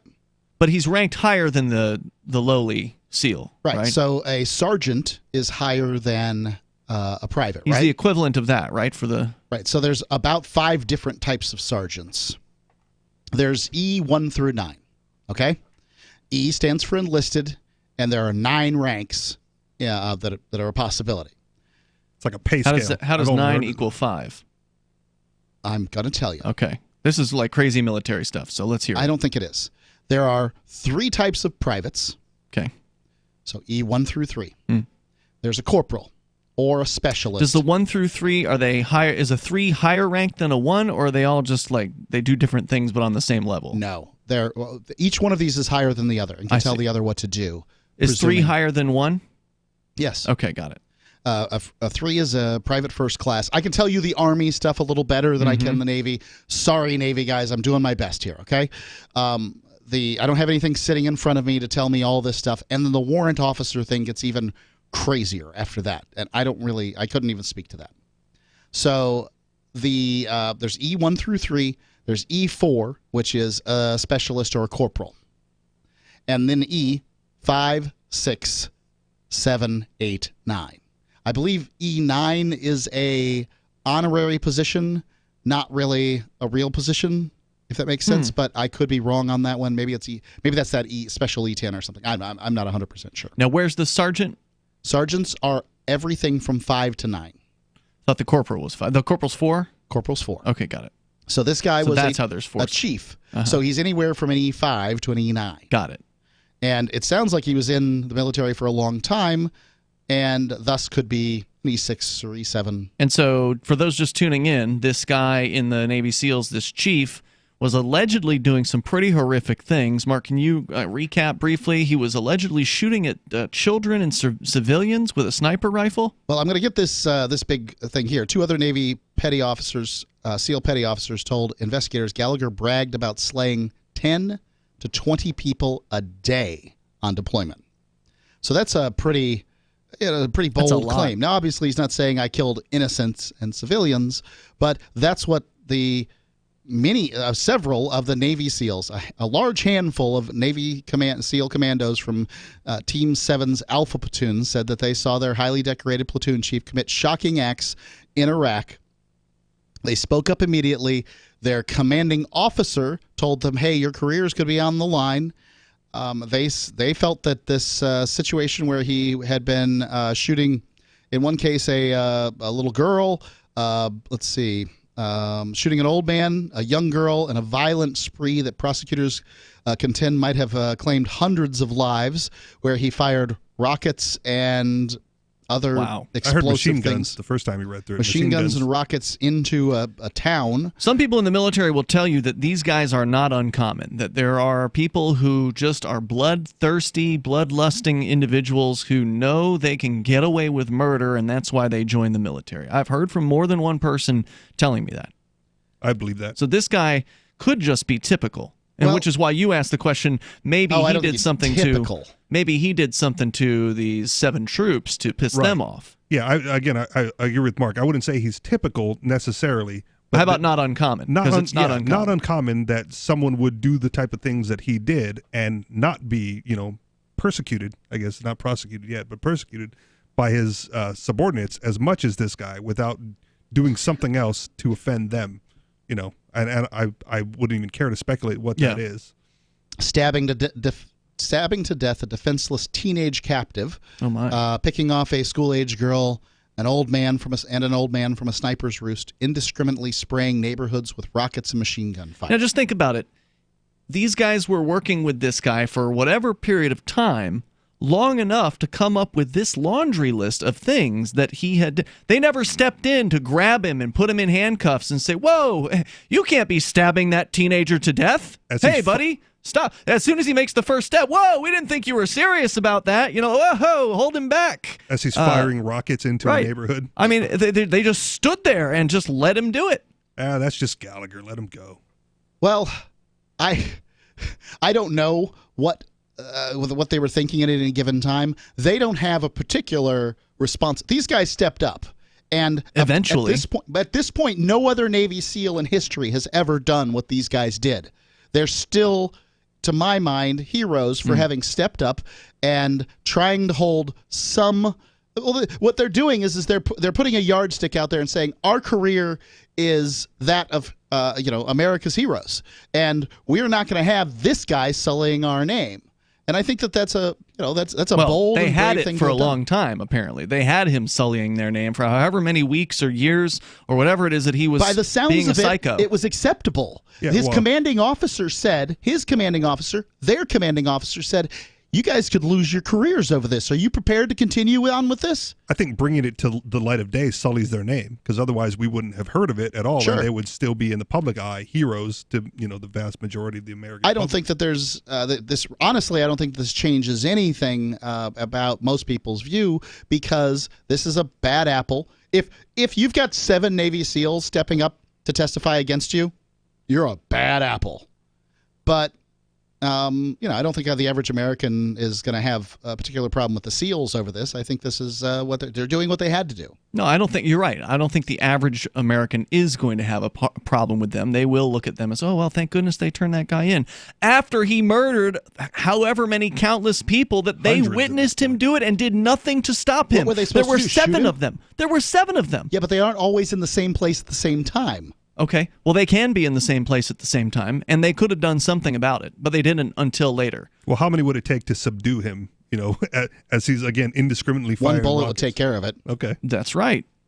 But then they got some splaining to do if they end up with a dead body on their hands. Right, especially the guy who's in charge of them. Do they not have handcuffs? Is there not somebody they can... You see what happens when they go to the boss, though. The boss says, hey, guys, you could lose your careers over this. I think that there's an endemic maybe problem in Special Forces. Special Forces is an organization. The problem's the military, more than most in the military, designed to kill. Mm-hmm. So when somebody goes in there and they kill and kill well, when killing is their business and business is fine, get a promotion, as it were. A business is good depending on your genre of music. Then there's the expectation that people are just going to kill. Well, sorry, you shouldn't have messed with the SEALs. You should have just done whatever. I'm going to go to the phones here. Was there one more point that you wanted to share? No, I've got through what I wanted to say. All right, let's go to Matthew in Louisiana watching on YouTube. Matthew, you're on Free Talk Live. So y'all discussed 2 possibilities before you went to that interminable news break. Then there's the third possibility, and that is that your news source is misleading you. Who's your news source for this story? WBUR, right? Okay, so that's the page, but it aggregates. So Navy Times, New York Times, WBUR, Navy Times, Fox News. BUR is an NPR station in Boston. I heard and the only reason I know anything about this at all is I heard during my periodic treks on listening to Sean Hannity's radio show. Credible source. Hoping that he was talking about something I might be interested in 2 weeks ago, and he had on the senior chiefs lawyer who says that the entire story that's being put out is basically, a load of fabricated bovine scatology.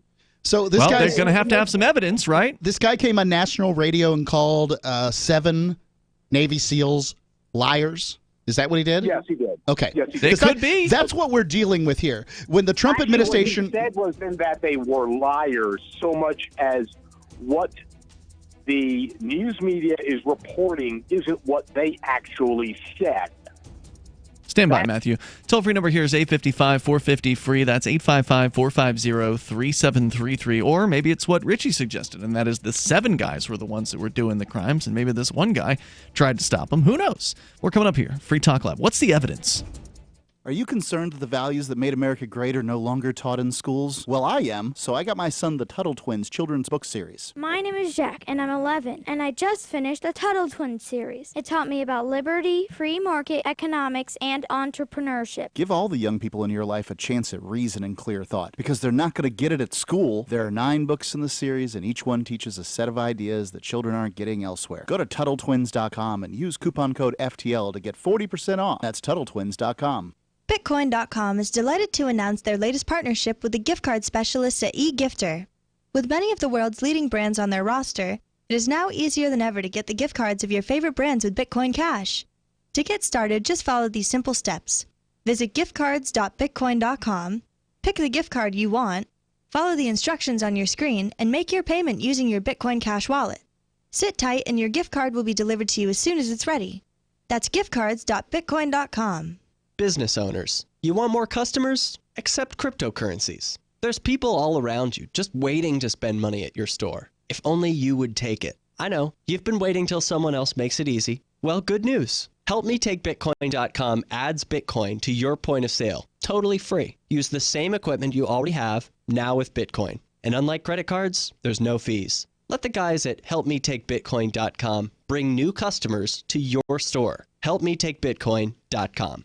Go to themorganreport.com and receive updates and insights you will not find anywhere else on the web. You will discover how to grow and protect your wealth under all market conditions. The Free Morgan Report provides interviews, webinars, question and answer sessions, plus mind-blowing videos. As David Morgan says, let my passion create your wealth. TheMorganReport.com. TheMorganReport.com.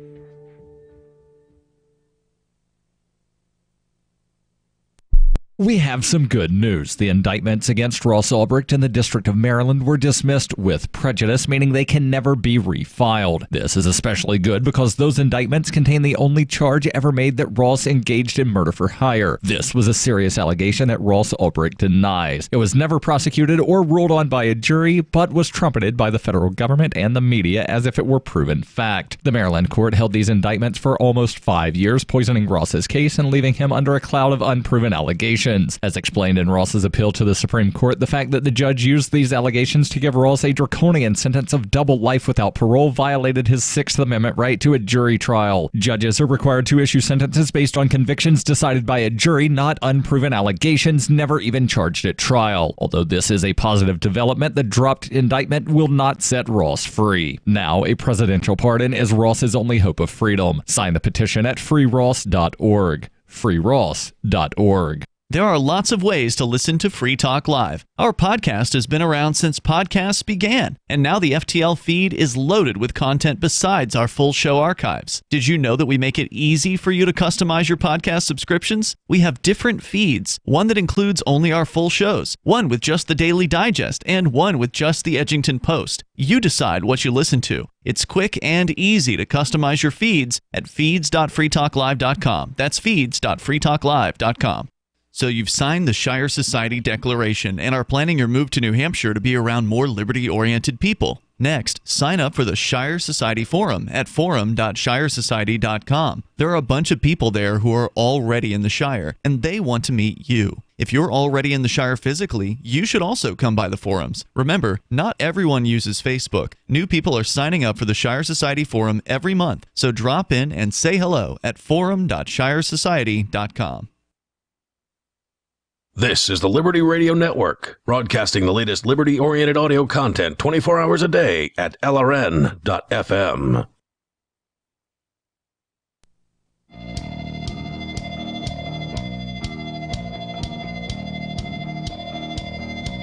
Free Talk Live. Dial toll free. Join us here. The number is 855-450 free like freedom. That's 855-450-3733. We do have the Discord on-air call-in line rooms. You can join those over at discord.lrn.fm. And here in the studio tonight, it's Ian. Richie Rich. And Mark. All right, let's continue here. Our caller actually unfortunately dropped off the line there. We were talking about this conflict between 7 Navy SEALs and their chief. They are That's the best term to go with. Saying that he is a psycho who is killing innocents, murdering them with knives, hundreds, sniper rifles, and now his lawyer's saying, "Nuh-uh, wasn't me." Hannity. Yeah, I didn't do it. At least that's what our last caller said. Unfortunately, he dropped off the line. But, of course, it does lead to the question of, well, what is the evidence? I mean, these 7 guys saying something isn't necessarily evidence, right? It could be a conspiracy against the chief. Yeah. I don't know that you can, as the media, propose to get the evidence. The evidence is the testimony of 7 Navy SEALs. Unfortunately, that's it. It's testimony. Who served, quote unquote, with this man for years and saw how he behaved. So to call 7 Navy SEALs liars and 1 Navy SEAL an innocent man besmirched by the system could be true. It could be true. Just because a bunch of women come out and say Bill Cosby raped me doesn't necessarily mean that it was true. Well, in Bill Cosby's case, I don't know what happened. I presume if enough people, that to me it's the preponderance of the evidence when more people come and more people come. But how is it evidence if someone says a thing? That's not real evidence. Yes, it is. That is evidence. It's testimony is evidence. Unfortunate evidence. It may not be hard evidence like you want to see. Well, right. Witness evidence. Testimony is notoriously unreliable. You know whether you went to Bill Cosby's house. Mm-hmm. It's not like they ended up at somebody else's house getting molested by somebody else. So, yes, that's true, but you're not talking about identification here. You're talking about the recollection of things happening. And when, I don't know how many, but several young women believe something happened, and they keep piling on. But in Bill Cosby's case, you're talking about a rich guy who has an estate that can be sued. When you're talking about the master chief of your platoon, they've got nothing to get. Like, there's no reason to. Well, they want to put him away. Maybe they don't like him. Well, and they're putting their careers on the line too. Mm-hmm. Maybe they do like him. Maybe they're just saying that he's a psychopath. We don't know. We don't know. There's no way to know. But when you're using the Cosby analogy, I just want to remove the one thing is what appears to be gain. These gentlemen have nothing to gain. He's never going to get a new commander, get a new chief. They already have a new commander. Really? They could refuse to testify at this time. They could say, sorry, I bumped my head and I've forgotten everything. But they continue on. They've already got their new commander. If they want a new commander, they've already got it. They could have got this guy ousted. They could have done a variety of things to get away. They chose not to do that. I presume they're putting their careers on the line. These guys are not going to move forward. They've now testified against somebody who's in charge of them. I keep saying commanding officer. It's just not accurate. Chief. Yeah, they're testified against their chief. They are not going higher. This guy was decorated and decorated and decorated while being in charge of these guys. They know that they are basically giving it all up by testifying. They not only don't have gain, there's loss in what they're doing. Let's talk to Larry. He's in Louisiana. Larry, where are you, by the way, in Louisiana tonight? Larry, in Louisiana, listening on the radio somewhere. Hello, Larry. Going once. Larry going twice. Well, we're going to put Larry back on hold. Maybe there's a technical difficulty on his end. We will check back with him maybe after the board op, sees if he's actually still on the line. So because they're losing, you generally believe their testimony. Like as you read the article and we discuss it. Yeah, my general belief is that they are doing it. There's certainly a percentage of people who end up in special force, and a percentage of people who end up in the military because they want to kill. Sure. All right? One would What presume, percentage, though? I don't know, but I've met them. I've heard it's fairly high. I don't know. I wouldn't propose to know. Yeah. Everybody I say in the military that has been in the military basically says that it's more or less people who didn't have anything to do after high school. Yeah. So my close friend joined, I think it was Air Force, basically because he needed to get out of his little podunk hometown and was tired of managing Taco Bell. Right. So there's a percentage, and I would presume that percentage is relatively low. I would hope it is in the low single digits of people who go into the military to kill. Of those people that go in to kill, I would think if they are sufficiently motivated that motivation would get them through the special operations school, which is difficult and large part made for people who have to kill. So, if you're passionate about your job, you're gonna do better. And so I would think that, there's some people that are in special forces that are there to kill. I think there are also some people that have seen enough of it and only want to see the people killed that deserve killing. Well, and then who makes that determination? The politicians. Each person for themselves. No, the politicians do with the military. Politicians don't stand there. And then they tell them what to do, and the military people do it. Otherwise, they go to the brig. Now, they do make the determination of whether or not to follow the orders. So they do have the choice to not follow what they consider to be bad orders, but then the whole military is going to turn against them, and they're going to be on the outs. Politicians send the troops into places they shouldn't be, and then politicians give orders, like these broad arching orders, as far as operations go, and when they're supposed to shoot and when they're not. But that's where they stop. The troops themselves determine whether or not to shoot, the little girl, the old man. The little girl, the old man, and things like that. In some cases, I can see it.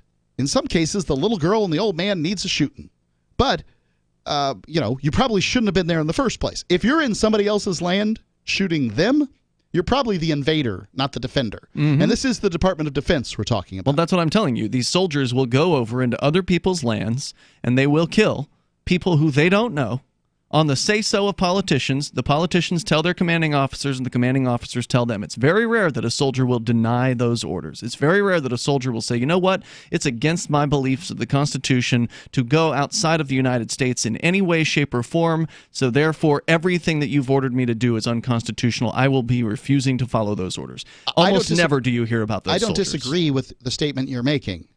So I agree with the statement you're making. However, do you understand that there's a spectrum between people who are willing to follow the orders that they've been given to go to foreign countries to prosecute a war that they've been told by the media and told by the politicians and told by everybody is a good idea. Believe it as well. And then somebody who just hangs out of a helicopter with a 50 cal spraying a neighborhood. Like, there's a difference between those people. Not that much of a difference, but there is a difference. I'll give you that there is a difference, but there's not that much of a difference. You're still killing innocent people. This psychopath shocked Navy SEALs. Yeah. And that's probably allegedly tough to do. Right. So the Navy SEALs say they were shocked. That's what they say. So, but they weren't that shocked for a long time, and then they finally did something about it after however many years. A court will never determine whether or not somebody's shocked or not, okay? So the Navy SEALs get to say whether they were shocked or not. The toll-free number here, 855-450-FREE. How many innocent people had to be bloodily murdered by this psychopath before they finally decided they were shocked enough to say something about it? 855-450-FREE. I'm not calling these people heroes, not for a moment, Mark. 855-450-3733. You can bring up anything that you want here. This is Free Talk Live in the live Sunday edition.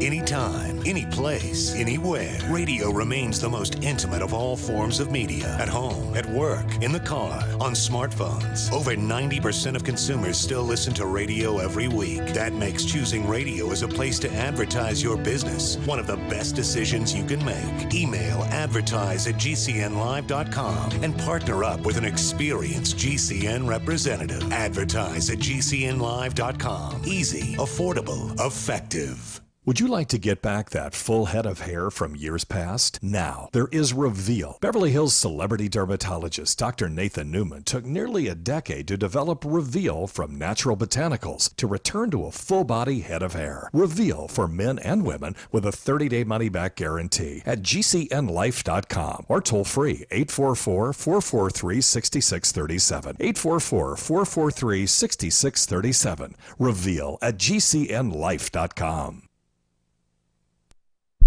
Is spreading the message of liberty, cryptocurrency, and peace around the globe worth $2 per month to you? As you may already know, in addition to our internet feed, LRN.FM broadcasts on free-to-air satellite across North and Central America, as well as Sub-Saharan Africa. And we've been available on satellite for free 24/7 since 2010. The LRN.FM free-to-air satellite signal is reaching some of the most oppressive regimes in the world, and there's no doubt our ideas are making an impact. You can learn more about the channel's impact by watching the 3-minute video at fund.lrn.fm. If you'd like to help free minds globally with our ideas of liberty, cryptocurrency, and peace, you can donate as little as $2 per month via fund.lrn.fm. You can help us continue and expand our satellite broadcast to multiple continents. Visit fund.lrn.fm today, and thank you for your help. Don't forget to share the link on social media. That's fund.lrn.fm.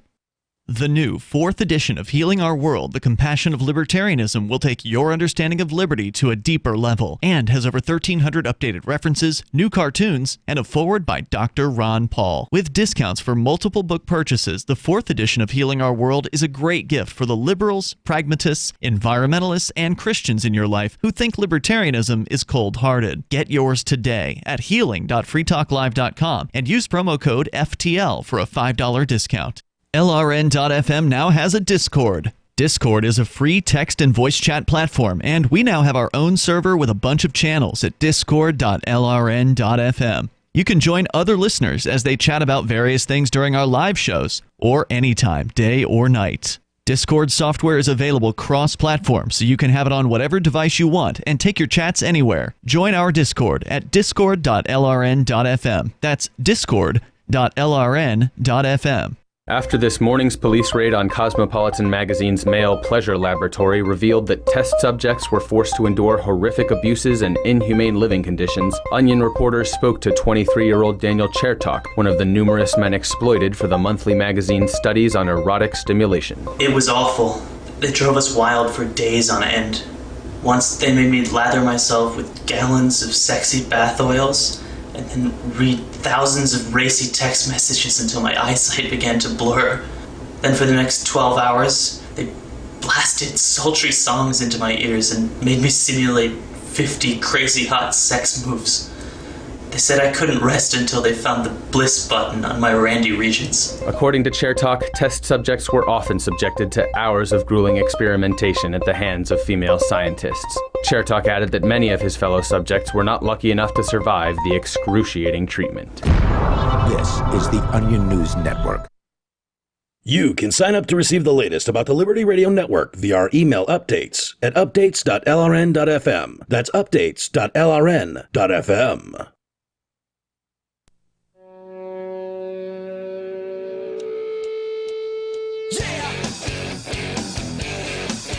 This is Free Talk Live, and you can take control of the airwaves by dialing toll-free. The live Sunday edition continues here. Our number is 855-450, free like freedom. That's 855-450-3733. We've got the Discord on-air call-in line rooms. They're open and available to you over at discord.lrn.fm. As we continue here with you in the studio tonight, it's Ian. Richie Rich. And Mark. Let's go to the phones to the phone. Sarah is in New Mexico. You're on Free Talk Live. Hello, Sarah. Well, I heard there's a Communist Party meeting once a month here in Albuquerque. Supposed to unite. So who buys the donuts?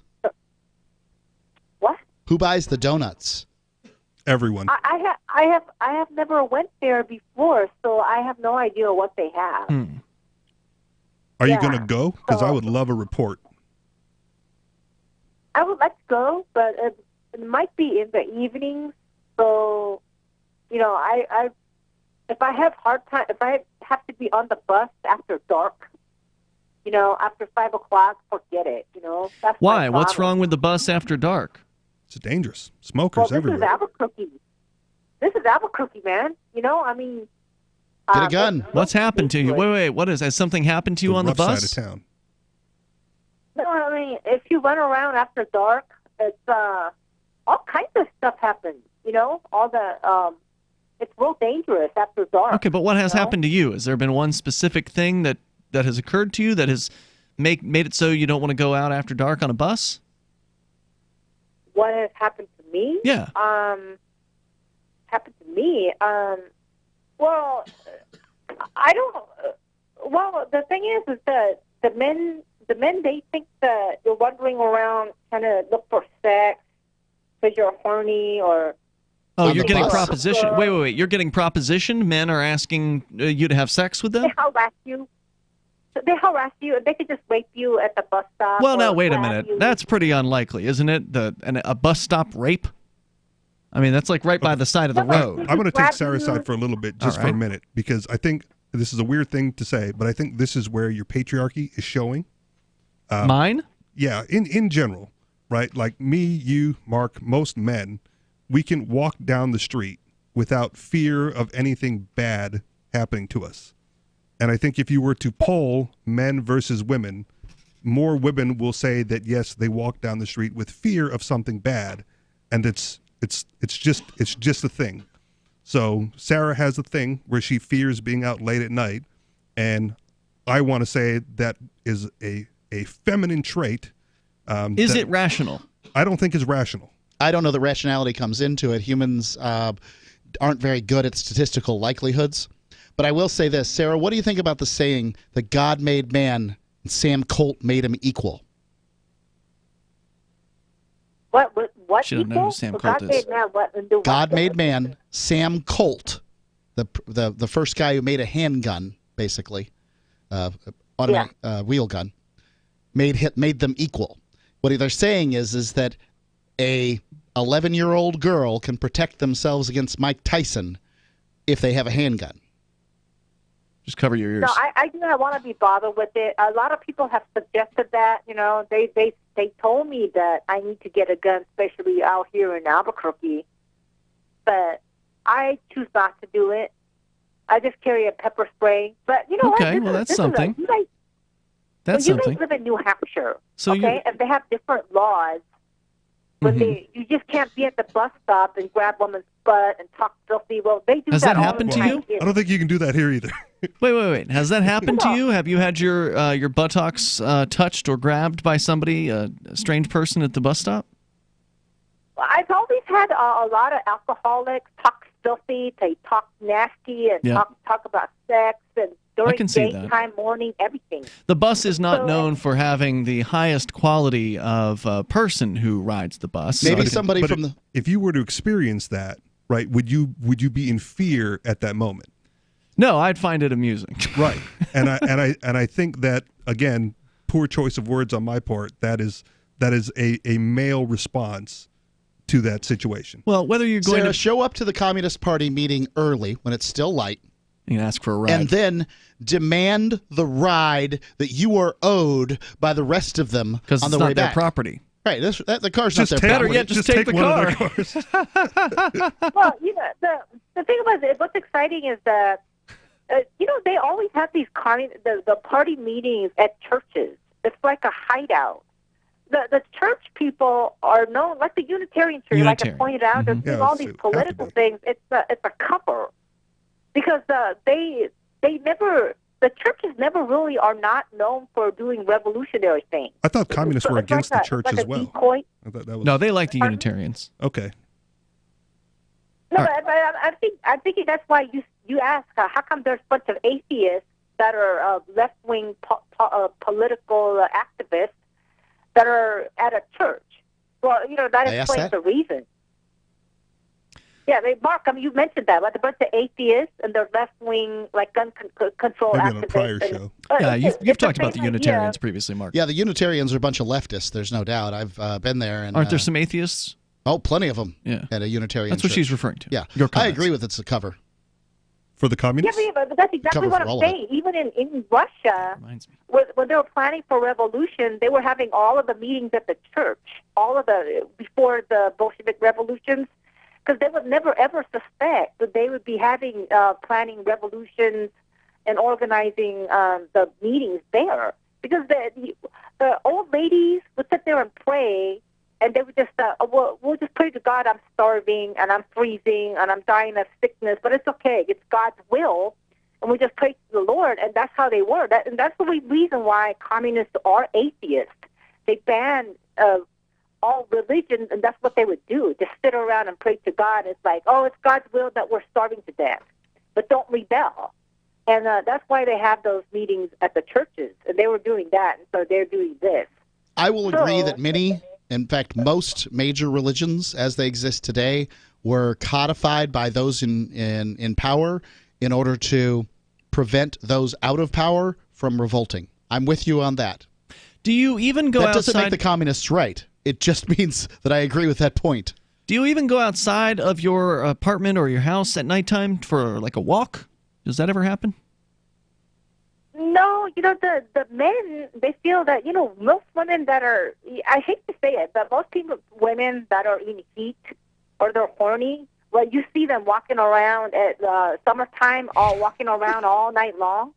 That's exactly what I do when I get my way. I just go outside and take a walk. And hold on, are you talking about prostitutes, or are you just talking about average women in heat? Women walking around. Yes, women that are in heat. They do this unconsciously during the summertime. They get in heat. They don't know why they do it, but they walk around all night long because they're in heat. This is news to me. I didn't know that. I'm gonna have to start walking around at night to see if I can find some of these women. Thanks for the call, Sarah. That's exactly the reason why I get targeted. See what I'm talking about? So the men think you're in heat. The men think you're in heat because you're out walking around at night. That's right. Wow. That's right. I got to say, I learned something new here tonight. You didn't learn anything. Sorry. That's some deep-seated biological responses, if that's true, in any form or fashion. Thanks for the call tonight, Sarah. I definitely appreciate it. Steven is in Indiana, listening online. Go ahead, Steven. Hey, thank you very much. Yes, I had just two comments. I did 25 years in the Navy. I was a GMM. I was connected to the SEAL teams a lot of times. What is that? You did 25 years? What was the rank? 25 years, yes. Yes, sir. How old are you? And, How old are you? I'm 65. Stand by, Stephen. We're going to give you a chance here to tell the story. Sound a little younger than that, but you never know what people how old they are. So Stephen's going to tell us about his time in the military and probably tie it into the psychopath chief in the Navy SEALs we were talking about earlier. We're going to continue with that call here, and your calls and thoughts are also welcome. Our toll-free number is 855-450-FREE. It's 855-450-3733. We also have the Discord call-in line rooms where you can join us, take control of the airwaves, bring up whatever's on your mind. On the way, the story that we never really got to, since we're talking about the military tonight, last night we did nothing more than really scratch the surface of the U.S. Army looking to recruit gamers into the military. You can share your thoughts with us as well. This is Free Talk Live. Would you like to hang out with Penn Jillette? He's keynoting Freedom Fest this year. I, for one, am thrilled. Freedom Fest is the largest liberty-oriented gathering in the world. They take a Big Ten approach with libertarians, conservatives, liberals, anarchists, capitalists, and just open-minded people mingling together to hear real debates, share real solutions, and converse freely. This year's theme is the Wild West, a time of liberty and opportunity, or a time of anarchy and violence. Maybe both. Go to freedomfest.com/FTL and get your tickets now. freedomfest.com/FTL. Not convinced yet? Hey, I understand. It's a high-end event. Even with coupon code FTL50. Sure, you're likely to receive investment advice that'll make that sum seem paltry, but I have something special for you. Go to freedomfest.com/FTL and you'll get the 5 best speeches from last year for free. Call it a test drive. Do yourself a favor and go to freedomfest.com/FTL. freedomfest.com/FTL. Use coupon code FTL50 for a discount. Do the letters IRS give you anxiety? I'm Dan Pilla. I've defended people from the IRS for more than 40 years. My book, How to Get Tax Amnesty, created the tax resolution industry and is responsible for helping hundreds of thousands of people. It can help you too. If you're a non-filer or facing IRS enforcement right now, your case is unique. You need real help, not cookie-cutter advice. My clients get my personal attention. Buy my book at danpilla.com and get a free consultation directly with me. That's danpilla.com. Let's start solving your tax problem right now. Hunters, anglers, campers, and survivalists. Get back to nature. Expand your horizons with the highest quality, most versatile, unique slingshots and sling bows on the market at slingbow.com. Slingbow products are compact and models start from just $17.98. They're perfect for your bug out bag or storing in your vehicle. Give yourself and your loved ones the excitement and tradition of Slingbow. A new frontier in archery and truly modern twist on this primitive survival tool. Feel the thrill only at slingbow.com. Would you like to hang out with Penn Jillette? He's keynoting Freedom Fest this year. I, for one, am thrilled. Freedom Fest is the largest liberty-oriented gathering in the world. They take a Big Ten approach with libertarians, conservatives, liberals, anarchists, and just open-minded people mingling together to hear real debates, share real solutions, and converse freely. This year's theme is the Wild West, a time of liberty and opportunity, or a time of anarchy and violence. Maybe both. Go to freedomfest.com/FTL and get your tickets now. freedomfest.com/FTL. Not convinced yet? Hey, I understand. It's a high-end event, even with coupon code FTLEB. Sure, you're likely to receive investment advice that'll make that sum seem paltry, but I have something special for you. Go to freedomfest.com/FTL and you'll get the 5 best speeches from last year for free. Call it a test drive. Do yourself a favor and go to freedomfest.com/FTL. freedomfest.com/FTL. Use coupon code FTLEB for a discount. The LRN.FM social media channels have been revamped. We've eliminated Facebook and focused on other platforms like Twitter and Mastodon, the decentralized alternative to Twitter. On our accounts, you'll find posts from multiple LRN.FM show hosts together in one place. Follow us on Twitter at twitter.lrn.fm, or better yet, move to the decentralized Mastodon social media platform at toot.lrn.fm, toot.lrn.fm. I think you'll like it. Cell 411 is a free app for Android and iOS that replaces government-controlled 911. Cell 411 allows you to preset a group of friends or private organizations to show up at any emergency. Cell 411 is a nightmare for the state because it proves their so-called services aren't needed. Cell 411 has had thousands of installs, and of course it's covered by the BIPCOT no government license. Cell 411 because your friends won't shoot you when you're in trouble. Without the government, who would build the emergency services? You and Cell 411. Get it today at getcell411.com. What's up next? Visit the Liberty Radio Network program guide to find out at shows.lrn.fm. That's shows.lrn.fm.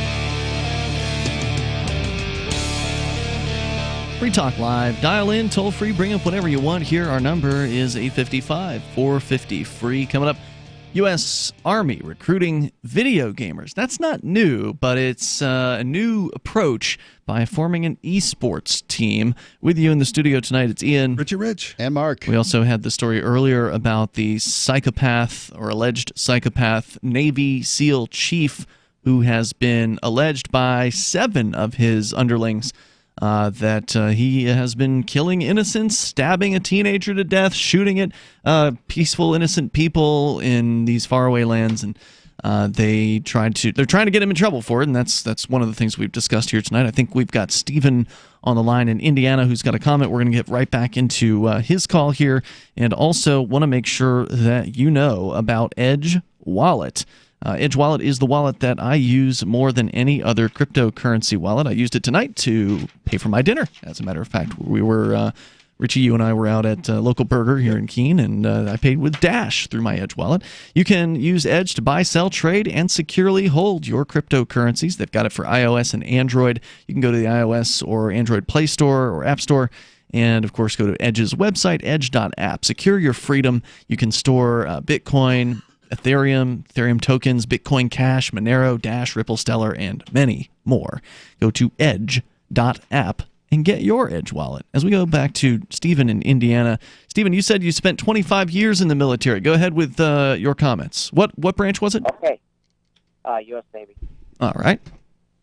Okay. Well, I just have 2 comments. I was a GMM, and I dealt with many SEAL teams, and they are elite, and they have their own petty officer clubs, and I had to deal with their ammunition, and every time they came back from their training or in the bush somewhere, they'd always say, "Oh man, I forgot to give the rounds expenditure."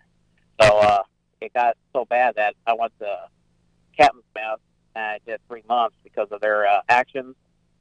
You went where? I'm sorry. Can you back up your phone a little bit? It's distorting a little bit there. Okay.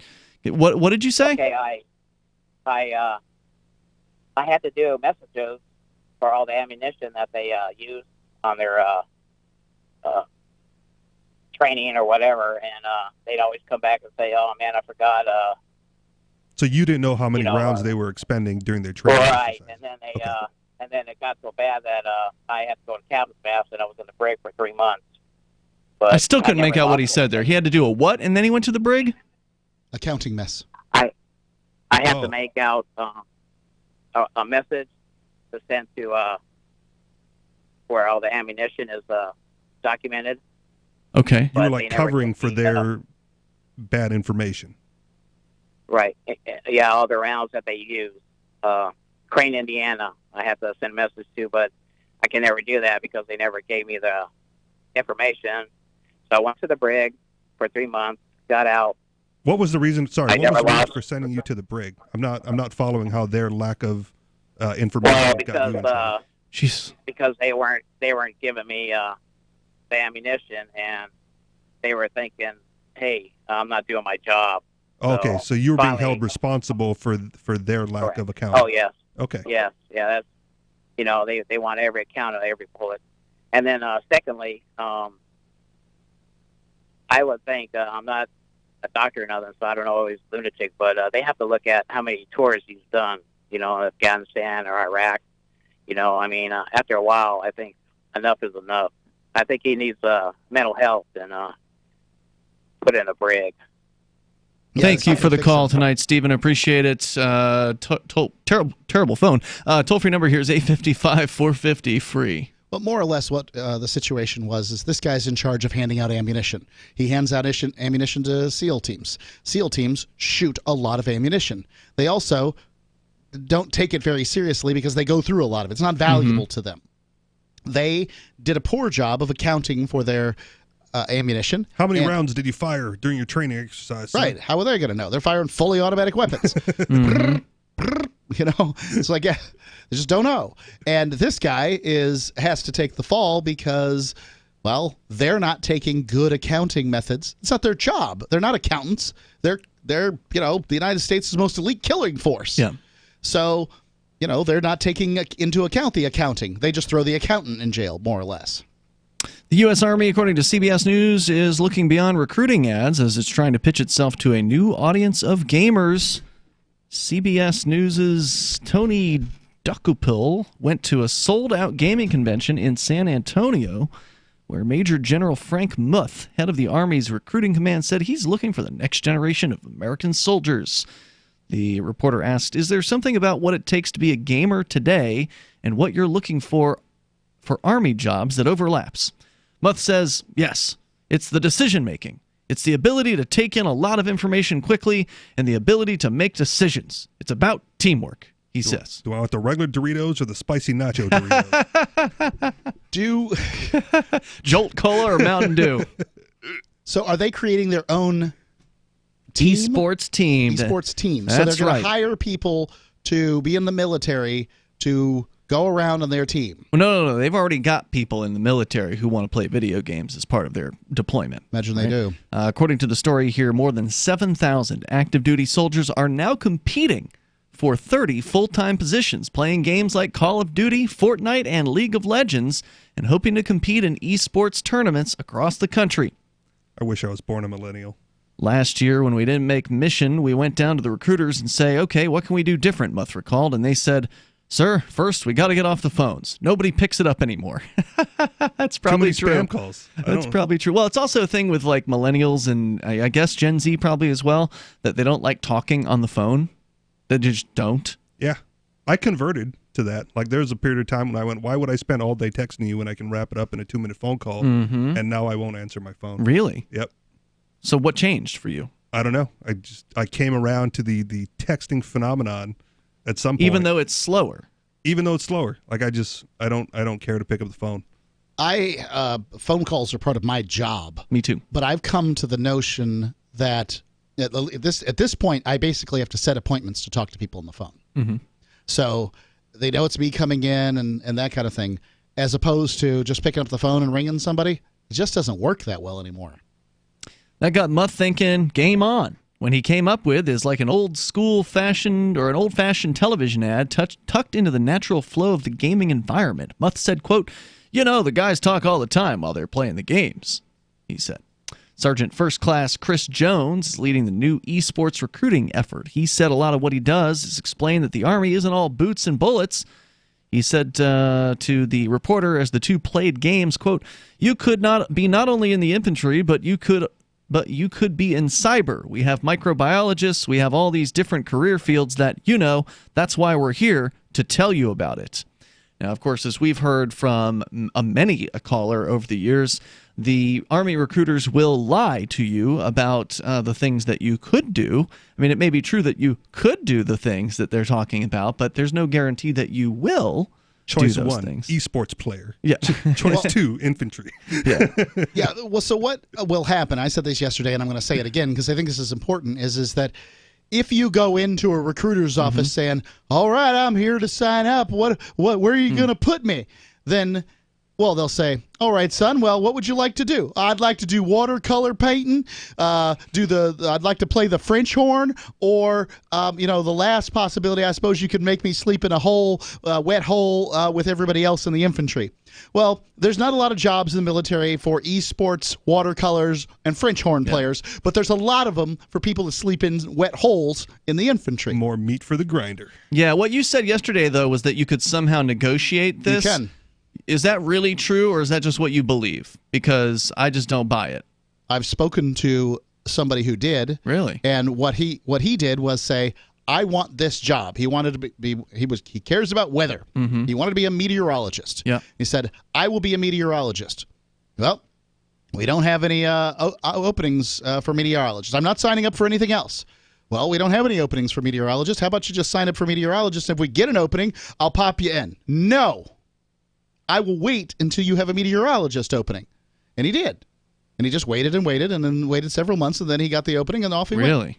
Well, even if there's an opening, though, wouldn't he be competing with other people who wanted to fill that position? Good question. Not if he was if that was his only position that he's willing to take. If you sign a piece of You're saying they can write it on the contract that they will only can write accept anything the on thing? the contract. It's a contract. Yeah. Well, it doesn't you don't have but to it's sign with the one that military. they They give can you. break the contract anytime they want. I don't trust those people, and you shouldn't either. I don't. The toll-free number is 855-450-FREE. That's 855-450-3733. I spoke to him. He went and became a meteorologist. It's amazing. Amazing story. It's not very common. 855-450-3733. But I guess if they're that desperate for you. But he says it's not common. Well, is there anybody else that has that story? Would love to hear about it. You can bring up whatever you want here. Was this Renee's old friend? Yes. Okay. More coming up here. This is Free Talk Live. Okay, so a watch is good, and some jewelry. Better grab some flowers, too. Hey, what you doing? Mother's Day, remember? Oh, yeah. So I'm making lists, gotta plan a trip to the store, then need to save all the receipts in case she wants to return. There's an easier way, right? I'm guessing you do? Yes, and I'm going to show you the easy, quick way to shop for Mom and save 30% at sunshine-pillows.com. Ah, pillows. Great idea. Oh, not just pillows. Sunshine-pillows.com has the best selection of custom heated neck wraps and heated neck pillows. She always says she has stress. And aches and pains, right? Look, they have hot and cold therapy products. Ooh, it says we can buy any select combo up to $150 and get 30% off. Yep, just use this promo code MOM30. You know, for a little brother, you're pretty smart. Get something for every mom on your list and save 30% when you spend up to $150 on any select combo. Now through Mother's Day only at sunshine-pillows.com. Use promo code MOM30. Sunshine-pillows.com. Your complete line of therapeutic pillows and pads.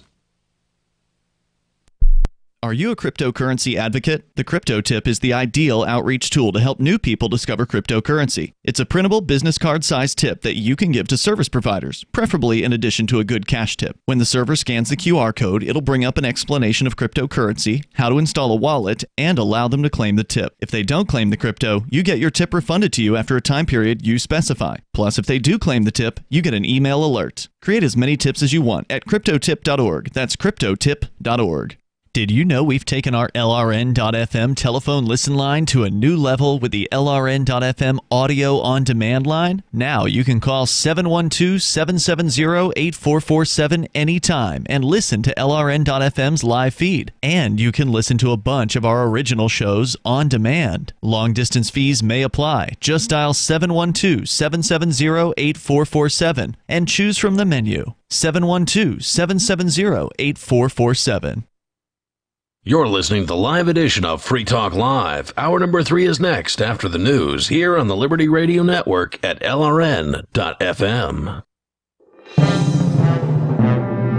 This is the Liberty Beat, your daily source for Liberty news and activist updates. Produced in partnership with SNLS News and listeners like you. Online at libertybeat.news and snls.news. I'm Mick Murrow with your latest edition of the Liberty Beat.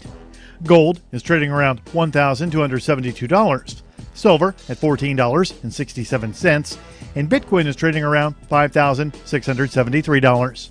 Today's prices are brought to you by InnoScale. Take off with Managed Cloud. Looking for a safe, secure way to store your important files online? Let InnoScale handle it for you. Their high-availability cloud servers are the perfect solution for clients needing one or more secure, scalable servers with built-in hardware failover protection. For details, see them online at innoscale.net. In the news, Facebook on Thursday banned controversial political personalities for violating the company's policies on dangerous individuals and organizations. The Free Thought Project reports the majority who were removed are far-right activists like Milo Yiannopoulos, Laura Loomer, Alex Jones, and Paul Joseph Watson. However, in a seeming move to appease those on the right who advocate for equal censorship, Facebook also banned far-left Nation of Islam leader Louis Farrakhan. While Facebook has previously banned the Jones and Watson-affiliated InfoWars from the platform, they allowed the personal pages to stay up. The bans came one day prior to May 3rd's World Press Freedom Day, a day set aside annually to celebrate the freedom of the press. The Liberty Beat is sponsored in part by Brave Botanicals, high-quality kratom and CBD at reasonable prices with excellent customer service. Brave Botanicals is activist-owned and mission-driven, fighting for your right to consume plant-based medicine and natural remedies. Find out more at mybravebotanicals.com. And right now, Liberty Beat listeners can save 10% by using promo code SNLS at checkout. This is the latest edition of the Liberty Beat. Find us online at libertybeat.news and snls.news. Your news now continues. As the United States continues its longest war in Afghanistan, the U.S. military has elected to stop releasing information often used to measure progress, citing uncertainty in the way the data is produced, which have resulted in subjective underlying assessments. The Mind Unleashed reports that in remarks to reporters last week, John Sopko, the Special Inspector General, criticized what he called a trend toward less openness by the military authorities, who are advising, training, and assisting Afghan security forces. The move comes amid a stalemate within the Trump administration, as the Pentagon has proposed sending nearly 4,000 more U.S. troops into the conflict, which many in the White House oppose. Some in the White House have even proposed withdrawing completely or handing over the American effort to private security contractors.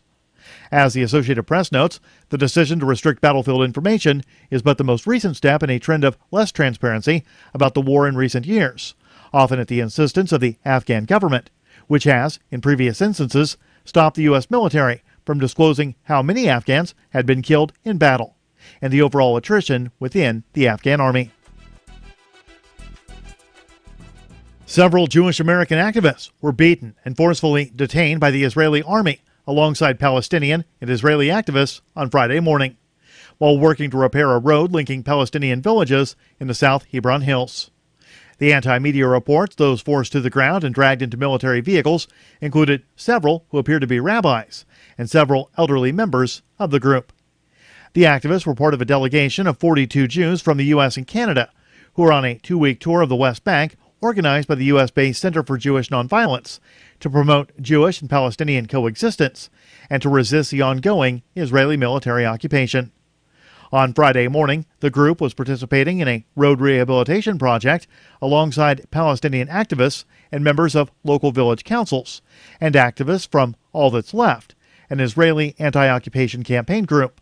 After less than an hour, Israeli military and border control agents arrived on the scene, encircling the group and blocking entry and exit to the road. Support for the Liberty Beat comes from the Conscious Resistance Network, featuring videos, news reports, and articles from a spiritual anarchist perspective. Experience the Conscious Resistance at theconsciousresistance.com. How would you like to have your business featured on the Liberty Beat? You can just send an email to libertybeat@snls.news for details. This is the Liberty Beat, produced in partnership with SNLS News and listeners like you. The Liberty Beat is online at libertybeat.news and snls.news. I'm Mick Murrow, reporting for the Liberty Beat, reminding you, spread liberty with a smile.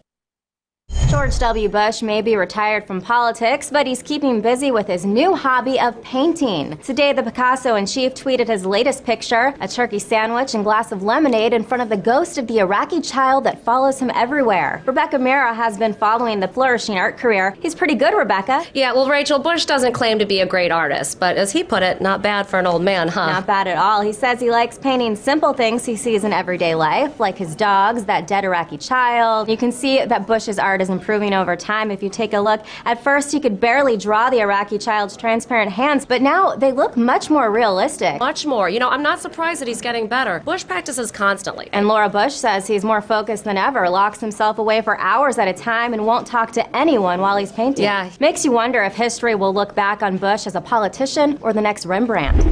Up next, a study found that drinking red wine once a day can help the body get hammered. This is the Onion News Network.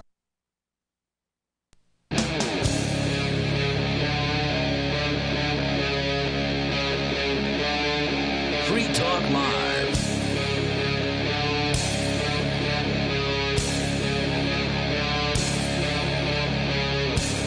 This is Free Talk Live, and you can bring up anything that you want here on this live Sunday edition of the program. With you tonight, it's Ian, Richie Rich, and Mark. And Richie hosts his own show, The Anarchist Experience. AnarchistExperience.com. You guys did a show yesterday? I did it partially last night and partially this morning. My co-host was. It's so nice to have podcasts, right? Yes. You can just record it whenever you feel like it. That was it. I was getting tired, wanted to watch a movie and go to bed. Yeah, and finish this later. Yeah, my co-host had some parties to attend, and we weren't going to be able to connect at a reasonable hour. Yeah, we don't want you guys to have to do a whole show together in one time. I mean, yeah, take some time off. No, when he's around, we do it in one shot. We rarely. I don't think we've ever split it up when he's on. But when I have to do it by myself. Then yeah, I take my time. I hit the record button. I talk for a little bit, then I get up and grab a drink and do other things around the house, and then I go back and record some. At some point together, it turns into an hour's worth of me yapping. Check him out. He's Richie Rich over at AnarchistExperience.com. That's correct. And you can subscribe to a podcast there. Download it's everywhere. episodes. It's on SoundCloud. We're on iTunes. There's a RSS feed somewhere out there. Excellent. So, of course, you can bring up anything that you want. You are welcome to take control of the airwaves here on Free Talk Live. We were just discussing the military. Actually, throughout most of the show, we've been talking about military-related news stories. One about a alleged psycho chief in the Navy who was shooting innocent people, stabbing a teenage boy to death in front of his cohorts, and his cohorts ended up turning him in. And now that case is developing. Also, the military forming an esports team, 7,000 in the Army, competing for 30 different full-time positions. So esports in general is taking off. I'm impressed. Do you follow this? I do not follow it. I look at it. I forget where it was at. Somewhere in the eastern coastal region, they're building like an esports arena. There's a few of them. Okay, as I understand it, being built. I think there's one in Vegas being built. Giant LAN parties. Basically, that's what we're talking about here. Right, but getting paid for giant LAN parties now in big arenas and televised events. Yeah, they had an episode of React, which is one of the channels on YouTube where they got different aged reactors reacting usually to media of some sort, but sometimes they'll play video games. And so they had like a professional gamer, like one of these esports team guys come in, and I forget which game it was. I don't know if it was Overwatch or something like that, but anyway, they brought this guy in, and it was like teens versus a pro gamer. So, like teenagers generally have more time to play video games, so they tend to be better. Yeah. So, like if we get into a game and there's a bunch of teens in there, we're probably going to get our butt handed to us. Oh, man. Boobs. Me and my buddies tried to jump in on an online game of Rocket League at one point. And this is a game where you're in a car hitting a ball on a like a soccer field. A soccer course, basically. Okay. Right. And, we're just beginners. We picked up the game, had some fun with it when my son was around because he wanted to play it.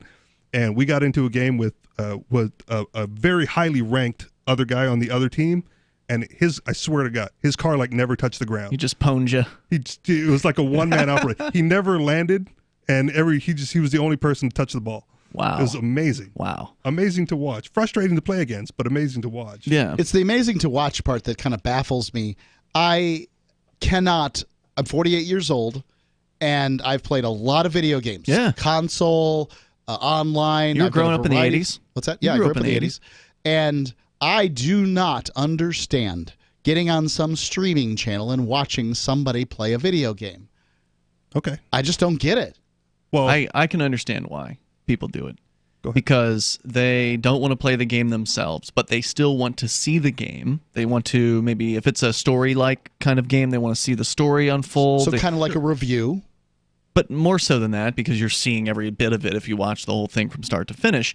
But also, there's the reaction aspect to it, to where, like, this is why PewDiePie supposedly is a big deal, I guess, is what I've heard at least, because he's particularly reactive, right? Like he'll go, ah, you know, he'll emote in sort of noticeable ways, right? Like he'll get attention for that.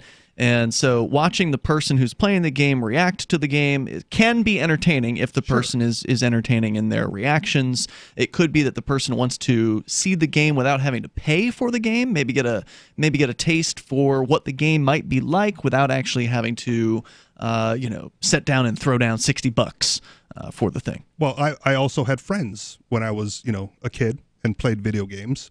And not all the games we played were multiplayer games. You'd sit and watch. We'd sit and watch, and then he would play his, right? And then pass the controller to me, and I would either continue on or load up my But that's still different than what we're talking about here, right? Like, it's the enjoyment of watching the game. You were in the same room right, with your friend. Many of the people that you're watching on the internet, you've never met and never will meet. That's true. I think that just might be cultural, right? Because there's not a lot of multiplayer games that you do on a single TV these days, yeah. If the personality of the person is big enough, I think you could make the argument. I did enjoy watching my friend play Crash Bandicoot back in the day. He was just so much better than I was. Sitting in the same room. Sitting in the same room.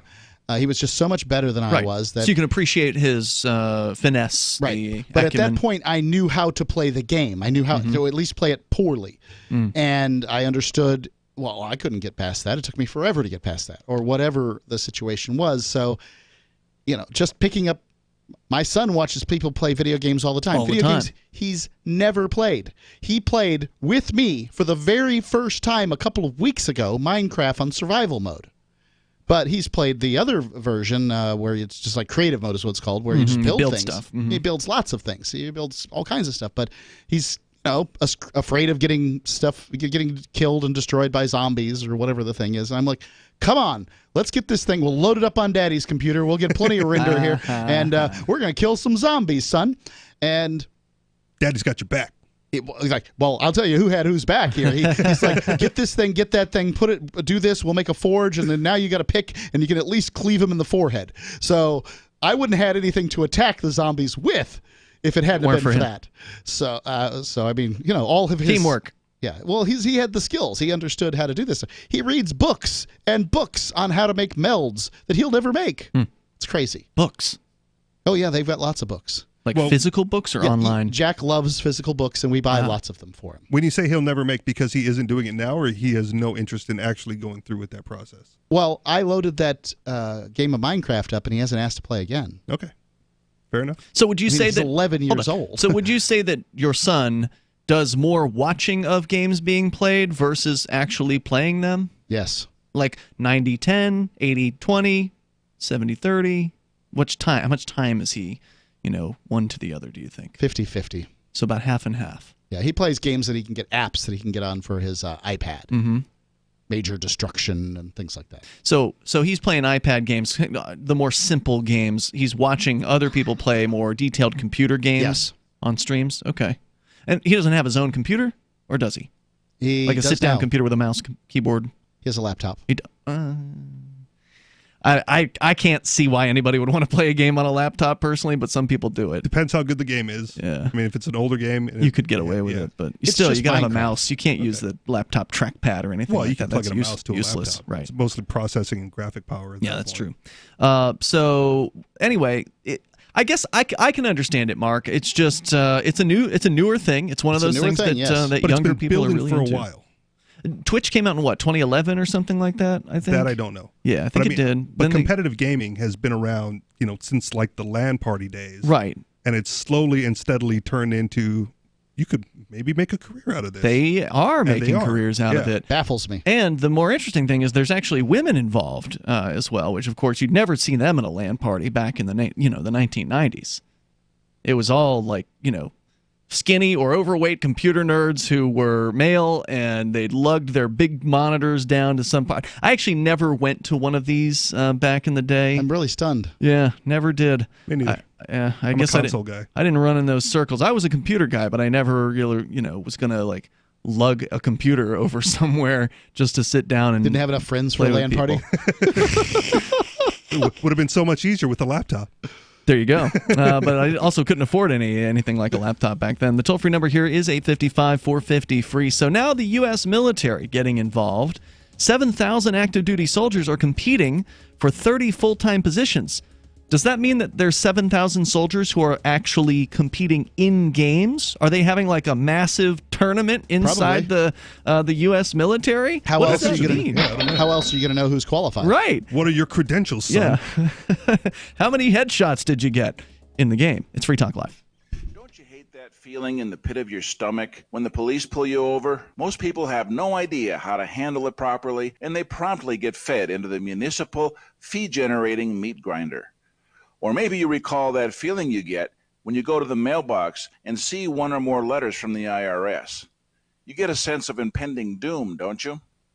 So let me ask you, if you could learn how to use the law to beat the IRS, traffic tickets, almost any courtroom scenario, collectors, credit card debt, and even mortgage debt because of fraud perpetrated against you, would that be worth knowing about? Don't laugh. Investigate. Check out the life-changing benefits of the Lighthouse Law Club at their website, lighthouselaw.club. That's lighthouselaw.club. And while you're at it, visit the Lighthouse Law Club YouTube channel. You might be in for a pleasant surprise. Are you concerned that the values that made America great are no longer taught in schools? Well, I am, so I got my son the Tuttle Twins children's book series. My name is Jack, and I'm 11, and I just finished the Tuttle Twins series. It taught me about liberty, free market economics, and entrepreneurship. Give all the young people in your life a chance at reason and clear thought, because they're not going to get it at school. There are 9 books in the series, and each one teaches a set of ideas that children aren't getting elsewhere. Go to TuttleTwins.com and use coupon code FTL to get 40% off. That's TuttleTwins.com. Bitcoin.com is delighted to announce their latest partnership with the gift card specialists at eGifter.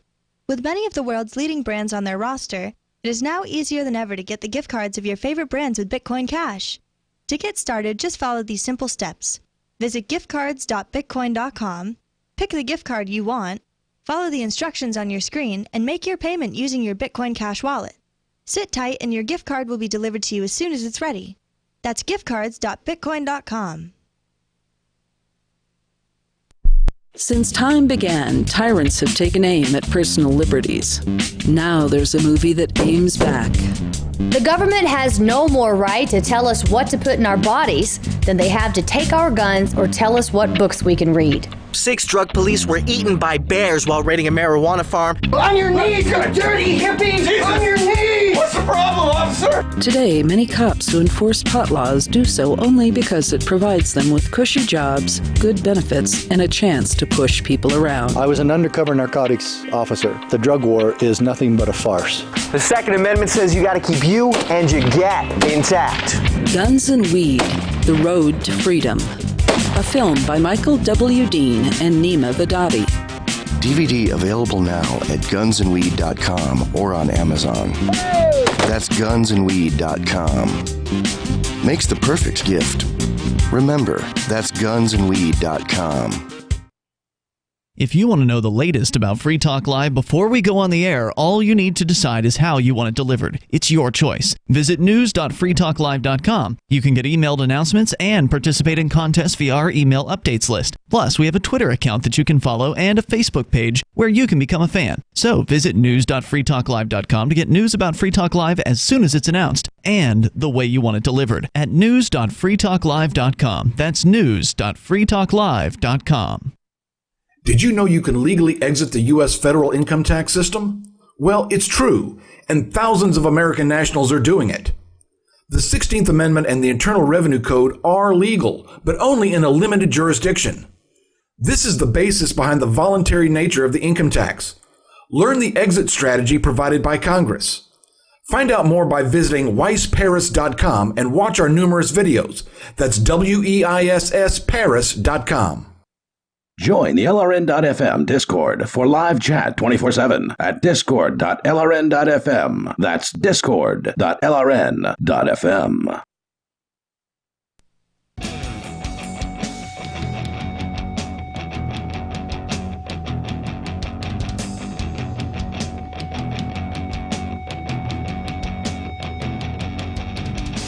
This is Free Talk Live, and you can bring up whatever you want here. Our number, 855-450-FREE, like freedom. That's 855-450-3733. We have the Discord on-air call-in line rooms over at discord.lrn.fm. And in the studio tonight, it's Ian. Richie Rich. And Mark. Talking about the military, specifically the Army, looking to recruit young people, specifically gamers, by forming an esports team. They have 7,000 active duty soldiers competing to fill just 30 full-time positions by playing games like Call of Duty, Fortnite, and League of Legends, ultimately hoping to compete in esports tournaments around the country with the purpose of course, recruiting people into young men and women into the military, which I don't think they should do. I think they should, find something productive to do with their lives. I understand why people join the military. I, at one time, considered doing it. I'm grateful that I made the decision not to. Yeah, the uniform's better than, like, McDonald's. Yeah, but you won't die at McDonald's, likely. You might burn your hand in a fryer or something like that, but it's not going to be, likely. Don't eat too much of the food. Life-threatening. Right. Let's go to Tom. He's in New Hampshire. You're on Free Talk Live. Hello, Tom. Yeah, the House Democrats in Washington, D.C. have a slight problem about impeaching Donald Trump, and that is finding an impeachable offense that they can prove he did. You see, they're trying. And, of course, if they make it up, then he would say that it's a trumped-up charge. But what they need to do, instead of subpoenaing Mueller and all these other guys to committees, they need to subpoena Donald Trump to the House Oversight Committee, subpoena him, and if he doesn't show up, they can impeach him for that. And if he does show up, they'll be able to impeach him for lying under oath, because that's what he does. And they can count on that. They know he's going to lie about it, because that's what he's all about, is one lie after another. Well, they'd still have to prove it somehow.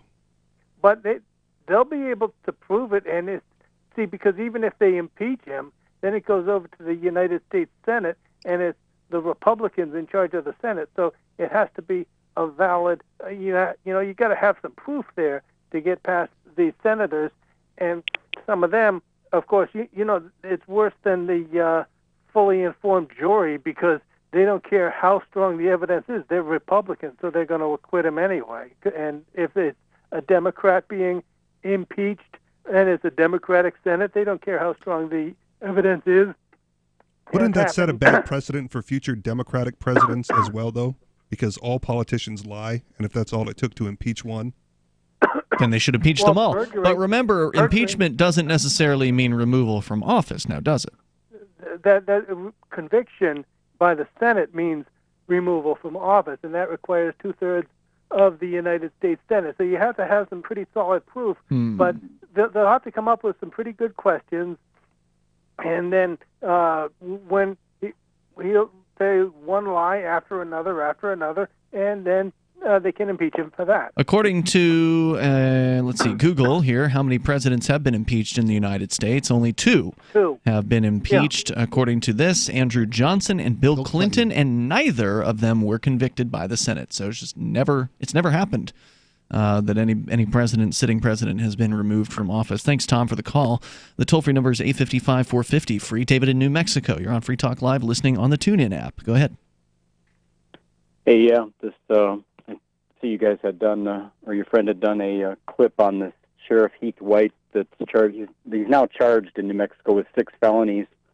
What is for taking what we talked about before. Sheriff Heath White in Torrance County, New Mexico, former Sheriff he quit his sheriff job because he got hired to be a judge in the Torrance County Court.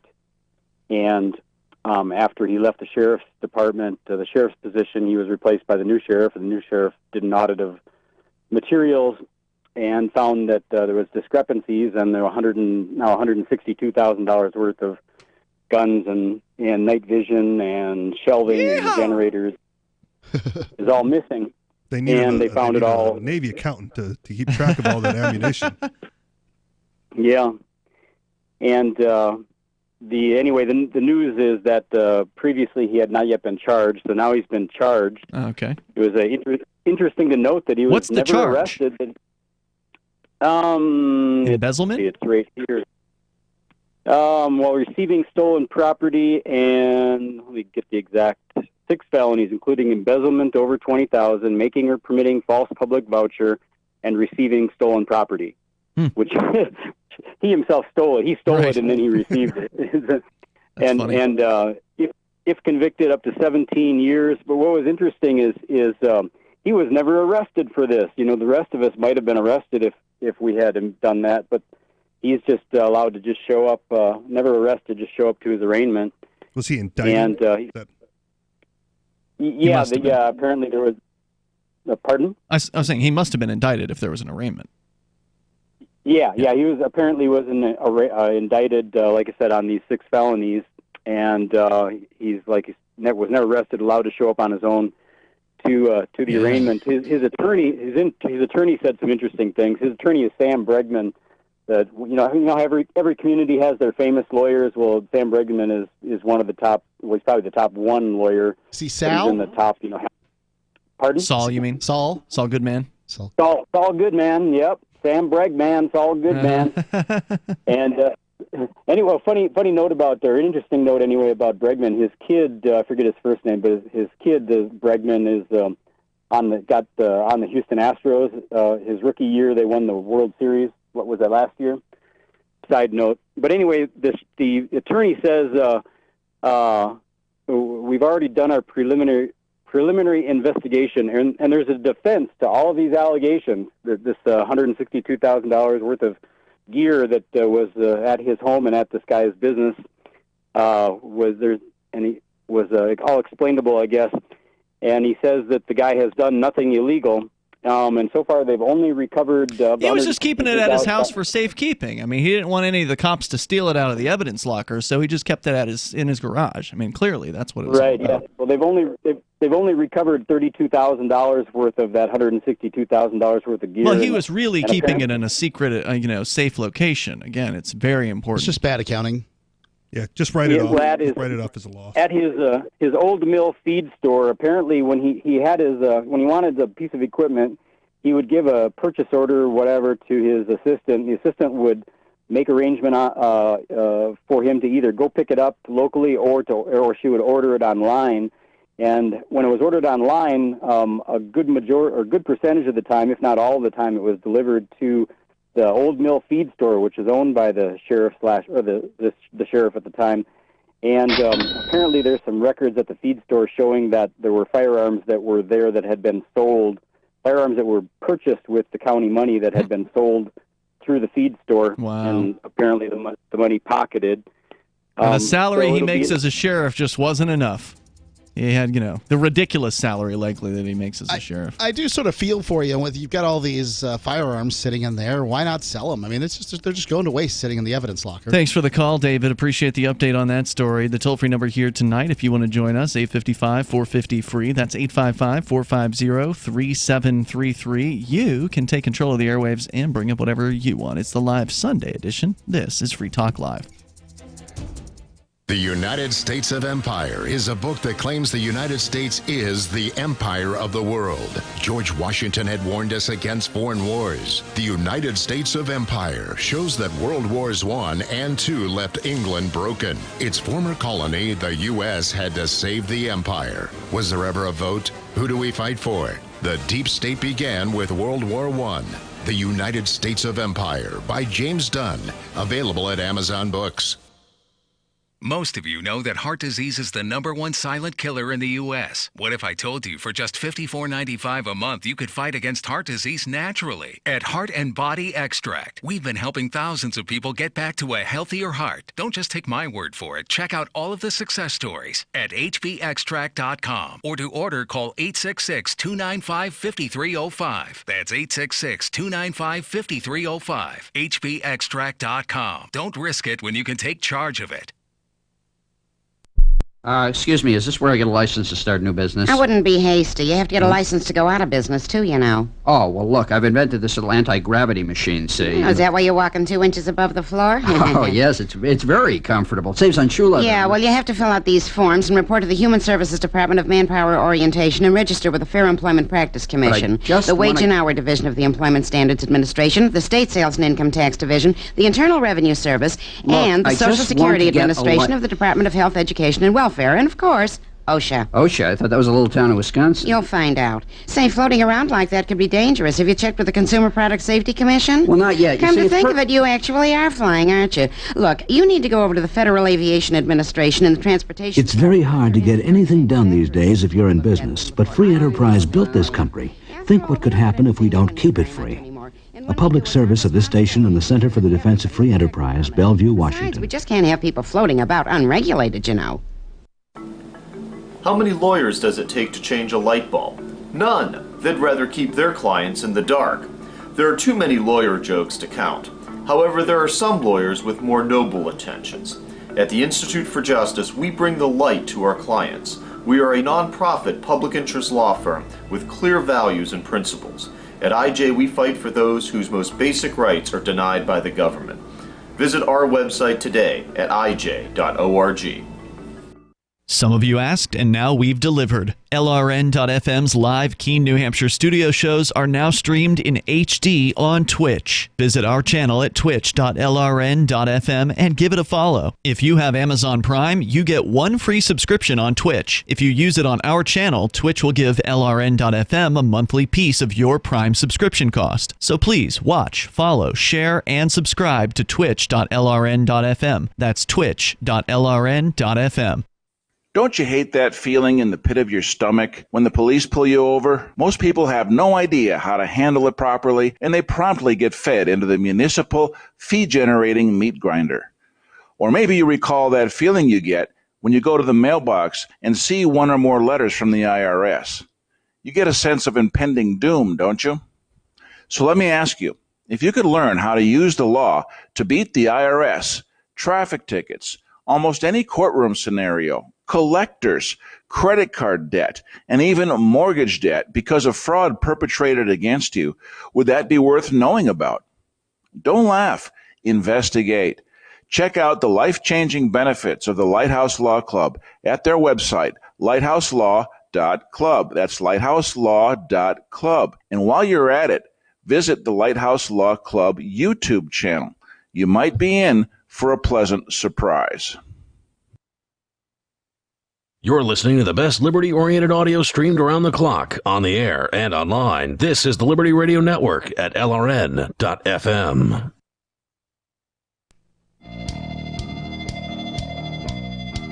This is Free Talk Live. You can dial in toll-free here. It's live Sunday edition of the program. Our number is 855-450-FREE, like freedom. That's 855-450-3733. We do have the Discord on-air call-in line rooms over at discord.lrn.fm.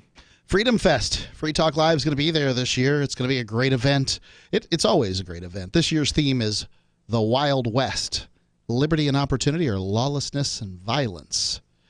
Penn Jillette, Lenore Skenazy, Candace Owens, John Mackey, Kevin O'Leary, and Kevin Harrington of Shark Tank, Stephen Moore, Grover Norquist. It's a star-studded panel there. Libertarians, conservatives, liberals, just open-minded people, mingling together to hear real debates and share real solutions and converse freely. Go to freedomfest.com/FTL. Get your tickets now. It's freedomfest.com/FTL. If you use coupon code FTL50, you get a discount. Who doesn't like a discount? $50 discount. freedomfest.com/FTL. Maybe you're not convinced. You want to think about it. Here's a great way to think about it. Go to freedomfest.com/FTL and watch the 5 best speeches from last year for free. Judge Napolitano, Alan Dershowitz, Charlie Kirk, Heather McDonald, John Mackey, all of them free. freedomfest.com/FTL. We'd love to see you there July 17th through the 20th in Las Vegas. Can't beat that. freedomfest.com/FTL. So we've been kind of looking at the video game business here, and it's, when we were growing up, it was just kind of like a fun thing to do with your friends or to kill some time, on a weekend before you got to go back to school. Yep. Remember going to the video rental store and renting video games? I was never a renter. I was a buyer. Really? Make a list. You never rented a game? I may have, but it wasn't my thing. I would rent movies and and video games was just, now it's added to the collection. I would never rent. No, I mean, I'm not a renter by nature, and everything I've read about renting. As a kid, you didn't rent? No. Wow. We couldn't rent. Oh, I'm sorry. That was how you tried out a game. As a kid, there weren't video game rentals when I was a kid. Really? See, I owned some terrible games. True. You would have been a teenager in the late 80s, right? Yeah, I wasn't playing video games as a teenager. Gotcha. I was getting in trouble. So, yeah, good point. Getting told that this would never amount to anything and to read a book and study. Right. I mean, right. Who would have thought that you'd ever been able to make actual money besides being a programmer for a game? Sure. Now, of course, you've got these gamers that are in esports teams and all that. But let's look at the programming side of things. There's a story I've had in the from the New York Times for a little bit here that I've been wanting to share. It's about this guy who is mad about the working conditions for programmers in some of the biggest game companies out there. That I believe. And he's saying it's time to unionize. It's got a bad reputation. The video game industry is richer than it's ever been. Its revenue in 2018 was $43.8 billion. And remember, it was like a decade ago when we announced here the news that the U.S. video game market had exceeded Hollywood movies as far as its revenue was concerned. So I don't know how it compares today. I suspect it's significantly more at this point than what Hollywood movies pull in. I don't know. Endgame just did $2 billion. And that's possibly the biggest one ever. It's approaching there. I thought it was $1.2 billion. It broke that. It broke through that. That was opening weekend. Okay. Wow. Now we're a week later. It busted through $2 billion. And this is global, right? This is the second highest grossing film in history. Adjusted for inflation? Yes. Titanic. It just beat Titanic. Really? Star Wars, we're coming for you. Is Star Wars number 1? I thought it was Gone with the Wind. I'll take a look. Okay. The highest grossing. Okay. The video game industry, $43.8 billion in 2018. Recent report estimated thanks in large part to hugely popular games like Fortnite and Call of Duty. These record-breaking profits could have led one to think the people who develop video games have it made. Fortnite is a giveaway game, too. That's all microtransactions. That's true. You can play that for free. But the bloodbath began. In February, Call of Duty's publisher Activision Blizzard laid off 8% of its staff, or nearly 800 workers, in a cost-cutting massacre. A few weeks later, the game studio ArenaNet cut dozens of positions, while smaller layoffs hit companies like Valve and the digital store operator GOG. And just last week, which I think stands for Good Old Games, the video game giant Electronic Arts announced it was laying off 350 people across the globe. I don't think there's a lot of gamers too hurt about that one. EA's got a poor reputation right now. This brutal start to the 2019 followed the closures of major game companies like Telltale, the makers of games based on The Walking Dead, and Capcom Vancouver, the large studio behind the popular action series Dead Rising in 2018. All in all, thousands of video game workers have lost their jobs in the last 12 months. In many of these cases, laid-off employees had no idea what was coming. One developer at a major studio told me in February, writes the article here at New York Times, that he and his colleagues had been crunching, which is what they call putting in long hours, including nights and weekends, for a video game release, only to be told suddenly that security was waiting to escort them off the premises. That's not a cool way to do it. Nope. Worker exploitation, well, it's not a cool way to do it, but unfortunately you kind of have to. I can understand why they do it that way, because the last thing you want is some employee who's got a hair up his butt deciding to go ahead and, with his last day on the job, since he's got a few hours, go ahead and scrap every bit of code that is in the production system or whatever. No, I get that. But it sucks, though. To be putting in long hours, to be passionate about something that you're doing, and then to be escorted. It sucks. Yeah. There's no way that it feels good. There's no way. Worker exploitation. Whenever it's like breaking up with somebody. Whenever it's not your idea It stinks. Yep. I mean, even if you were going to break up, even if you were going to quit, and they beat you to it, it doesn't feel good because they beat you to it. So it's not fun getting fired, but that's the way it is. I think a lot of times, well, I've been fired enough times to, you can kind of see it coming in a lot of cases. Like you have to have done something to warrant the firing, but to be working hard, to think you're doing your job, and then to be escorted from the premises doesn't sound like, bad employees were, getting terminated for poor performance in some form, right, or violating policy. Executives, says here, worker exploitation has always been part of the video game industry's DNA. Executives with multi-million-dollar stock packages often treat their employees like Tetris pieces to be put into place as efficiently as possible, then promptly disposed of. For many kids who grew up with controllers in their hands, being a game developer is a dream job. So when it comes to talent, supply is higher than demand. Some people who make, and I think the same thing's true of video game streaming, right? Like there's literally millions of game streamers out there. Some of them are hugely popular, and the rest of them, not so much. Some people who make video games receive decent salaries and benefits. For instance, he says experienced programmers at the richest studios can make six figures, but many do not. Quality assurance testers, those who play a game repeatedly in order to spot glitches before they're found by consumers, can make as little as $10 an hour. For those living in expensive cities like Los Angeles, working extensive overtime can be the only way to make ends meet. By comparison, Activision Blizzard's chief executive Bobby Kotick made $28.6 million in 2017. Well, spread that around. A quality control person who's playing a video game for a living isn't. I mean, I don't know what to say, but is how much do you want to pay this person? I would say a lot, because when you ship a buggy game, that's one thing that stands out above anything else. Put a bunch of people on it and see what they report. That's what betas are. That's where they release the game publicly. Public beta allows people to games report don't do bugs. public betas. Some do. Very few. Well, anyway, you've already predicted it. Where this is going here, Richie. This is the attitude of the CEOs are evil. We need to screw these CEOs and give the game testers all the money. Right. The people who are playing video games for a living, they should get more money or something. Well, I'm not saying they should get more money. What I'm saying is I would say that job has value. All jobs have value. That's why they pay them. But the reason why it's only $10 an hour that will play a video game for a living. Okay. I mean, if your choice is getting your arms burned on a fry cooker or playing a video game, perhaps a video game seems attractive. Understood. But when my point is that when you have low quality employees doing lower value tasks, and then you ship a buggy game, that definitely affects the performance and sales of that game. Smart people in roles are valuable no matter what role they do. However, they're liable to get promoted up through the ranks relatively quickly. All right, there's more coming up here. He has a solution. He thinks the game industry should unionize. What do you think about it? 855-450-FREE. That's 855-450-3733. You can bring up what you want on Free Talk Live.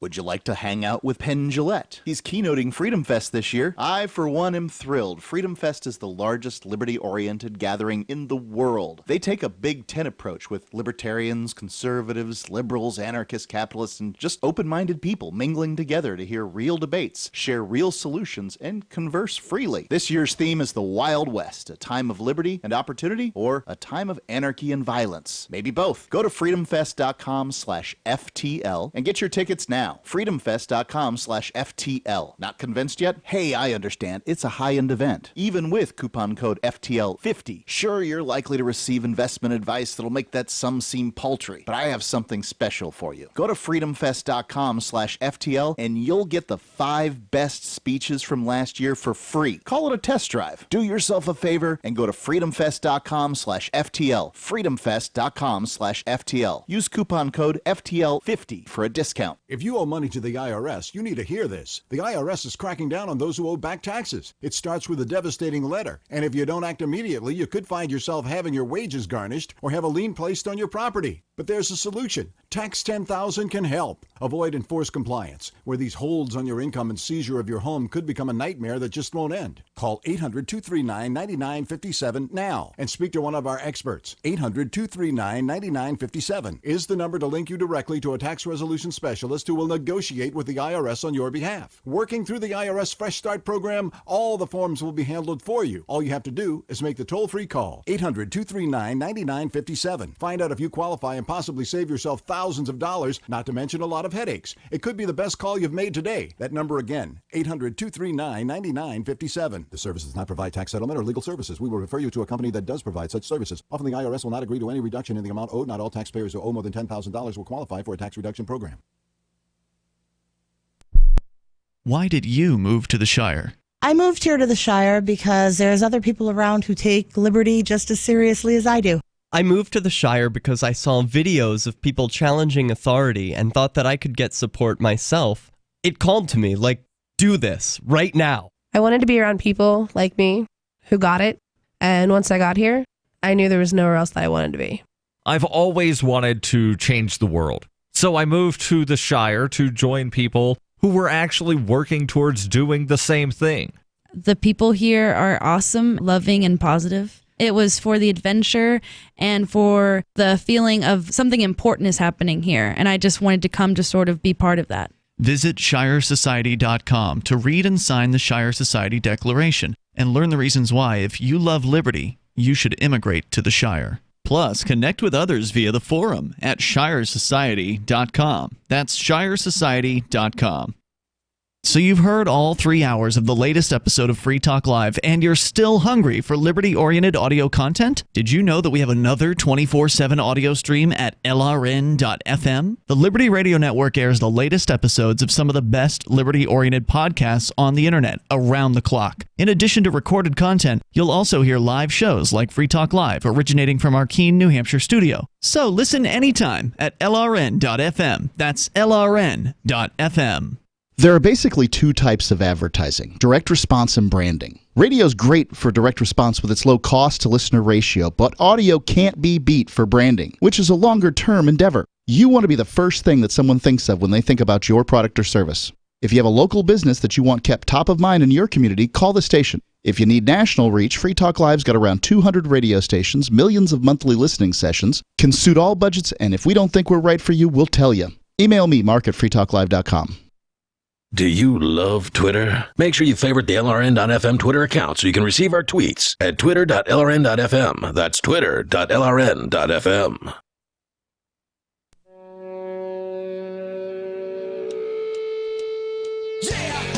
Yep, it's Free Talk Live. Moments remain here, enough time for you if you jump on the phones right now. The toll-free number is 855-450-FREE, like freedom. That's 855-450-3733. And you can join us online at freetalklive.com. Liberty.menu. For years, libertarians of all stripes have wanted a directory of liberty-minded businesses.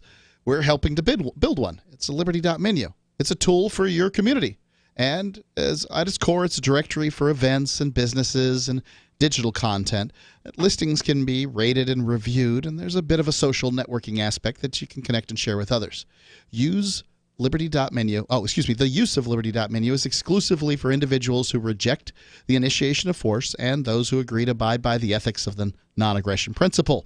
So put your voluntarist ideas into action at Liberty.menu and use code FTL. You get a free special badge. It's Liberty.menu. We're talking about video games, Activision, Blizzard, making big money. $28.6 million was what they paid the chief executive, Bobby Kotick, but the guy at the New York Times, who I believe is a programmer for games, his name's Jason Schreier. He's the author of Blood, Sweat, and Pixels, the triumphant, turbulent stories behind how video games are made. He says that game programmers need to unionize, and we'll get into that here. But saying that the chief executive, in addition to the $28.6 million, also included cash, stock, and other compensation, 306 times the median Activision employee salary. He says there's only one way for these workers to push back against the way they're exploited, while franchises like Call of Duty churn out money for those at the very top. Unionization. I think you covered it earlier when you said that it's a supply and demand issue. Right? They're not exploited. They're just easily replaceable because there's so many other people wanting that job. But what is exploitation? Is it paying somebody the lowest possible wage for the job that they do? Is that exploitive, or is that just what the market will bear? I think the exploitation comes into the fact that they're required to work long hours above and beyond what they may have signed up for initially, and then threatened with termination if they don't put in the extra effort above and beyond the contract. I'm willing to call, if we're going to use this term exploitation, it either has a definition or it doesn't, right? It's many times used just to say that they're employed, right? The employed and exploited is underpaid. a synonym. Underpaid, whatever. They'll often use this terminology. However, I'm going to say that words have meanings, so let's come up with a meaning for exploited. Exploited means you're told to, at the pain of being fired, told to do more, different, and longer things than you were told when you got hired. Now, are these guys hired on a salaried basis? They must be, right? Because you don't want to pay a programmer hourly, because then they're just going to take their sweet time on doing everything. So you want to, you're hiring them to do a certain task, and if they need to get that, if there's a deadline and they haven't gotten the task done, then that's when they got to do the crunch time, right? Like that seems like it would be an expected part of this job. I think at the higher level programmers, you're probably right. But if you're talking about, the $10 an hour game testers. Well, that's not what we're talking about here. We're talking about, he's specifically talking about programmers in this case. I mean, game testers probably aren't putting in crunch time as much as the programmers are, but I don't know. I'm speculating to some extent here. I've never worked in the industry. If you have and you want to comment, you're welcome to. He says the idea of unionization only recently began building momentum. In 2018, the grassroots organization Game Workers Unite began encouraging game studio employees across the world to unionize. At the annual Game Developers Conference in San Francisco last month, union organizers hosted several sessions on how workers might start unions at their own companies. They also passed around cards comparing the salaries of industry executives to those of the developers who work underneath them. One stated that Andrew Wilson, the chief executive of Electronic Arts, made $35.7 million in 2018, while the average worker at the company got $93,336. By no means a pittance. No. I mean, what's the typical wage in the United States? 30? Yeah, something like 30. Where are these people? Where do they work? Electronic Arts, one of the biggest. California, most likely. California? Depends on the city. city. They have different studios and probably around the world. If they're in San Francisco, that 93 might not be worth as much as we think. Well, still, that's the average worker at that company. Another said Tim Sweeney, the chief executive of Fortnite's developer, Epic Games, has a net worth of over $7 billion. Now, that's different than what he's making. So far, progress has been slow. While game workers have become more likely to voice support for unionization on social media and in private gatherings, no major studio in the United States has seen an attempt to organize yet. The author here says he doesn't work in video games, but as a journalist who writes about them and is part of a union, I've seen benefits of organization firsthand. He says in 2018, our union was able to negotiate the layoffs, but the layoffs many of my colleagues faced into buyouts. Like journalists, workers in the video game industry will be better off when they're able to leverage their talent and experience to demand better conditions from the executives who profit off of their work. I don't particularly have a problem with unions. Me neither. What happens oftentimes is that unions will ask too much, and like there's this give and take. And I think that there are people that are working within this industry who are probably substandard, right? Somebody is below average. Sure. Right. Half of these programmers that we're hearing about here are below average, and they're turning in buggy code. They're not. Right. They're just not as good. They're coming in. Hungover, they're coding stoned, whatever it is they're doing. They're thinking about their girlfriend. Not that coding stone's necessarily a bad thing. It probably happens a lot. I don't know. Great older games. But I will say that it's the ones who are doing the job and doing it well that deserve the good pay, and the unions don't always look at it that way. They look at everybody's work as the same. Which isn't fair to the ones who are good and deserve to get paid more because of that. And then you also have the problem with unions teaming up with the government to get special dispensation for themselves. You've also got the problem of the people running the unions are getting paid very, very well. They're getting all these union dues, for instance, and what are they really doing for it? Right, unions supporting politicians that will then support them. I think unions should be something that exists outside of politics, but they don't seem to do that for very long. And on top of that, you've also got the issue of unions forcing people into the union, where, and I forget, is it? There's certain terminology for it. Right to work is when you don't have to do the right. So there's states that aren't right to work, right, which means that if a union is formed in your workplace, you then have to join it. So even if you're like, I don't feel like I'm going to benefit from this, I can negotiate better on my own. Right? No thanks. They're like, well, sorry, if you're going to keep working here, then you got to pay in. You got to pay up. The argument there. And I think it's completely a fair argument, not to say that people should be forced to join the union club or whatever, but I think it's a fair argument is that if the union is bargaining and you're benefiting from that bargaining, then you should have to pay. Why would you have to benefit if you weren't part of the union? Because they wouldn't have to pay you the same wage as they paid the other people. Sets a baseline. Yeah, it sets a baseline. You're going to figure that out really quick. One common argument by critics of unionization is that it won't prevent layoffs or studio shutdowns. It won't automatically provide money to struggling companies or force Mr. Kotick to take a lower salary. And that's true, of course, but unions will open lines of communication between workers and management. Unions will allow video game workers to negotiate guaranteed severance packages, mandatory paid overtime, stronger benefits, better salaries, notification before layoffs, and fair crediting policies. Another argument is that if American workers unionize, companies will just turn to cheaper countries. Anyone who's ever glanced at a video game's credit section knows that companies are already doing that to some extent. But it would be prohibitively expensive for a company like Activision to simply pack up shop and move all of its developers from North America and Europe to a cheaper area, not just in cash, but in terms of lost institutional knowledge. Besides, in the ideal version of the scenario, game developer shops all across the world would also be organizing, allowing them to all stand in solidarity together. Uh-huh.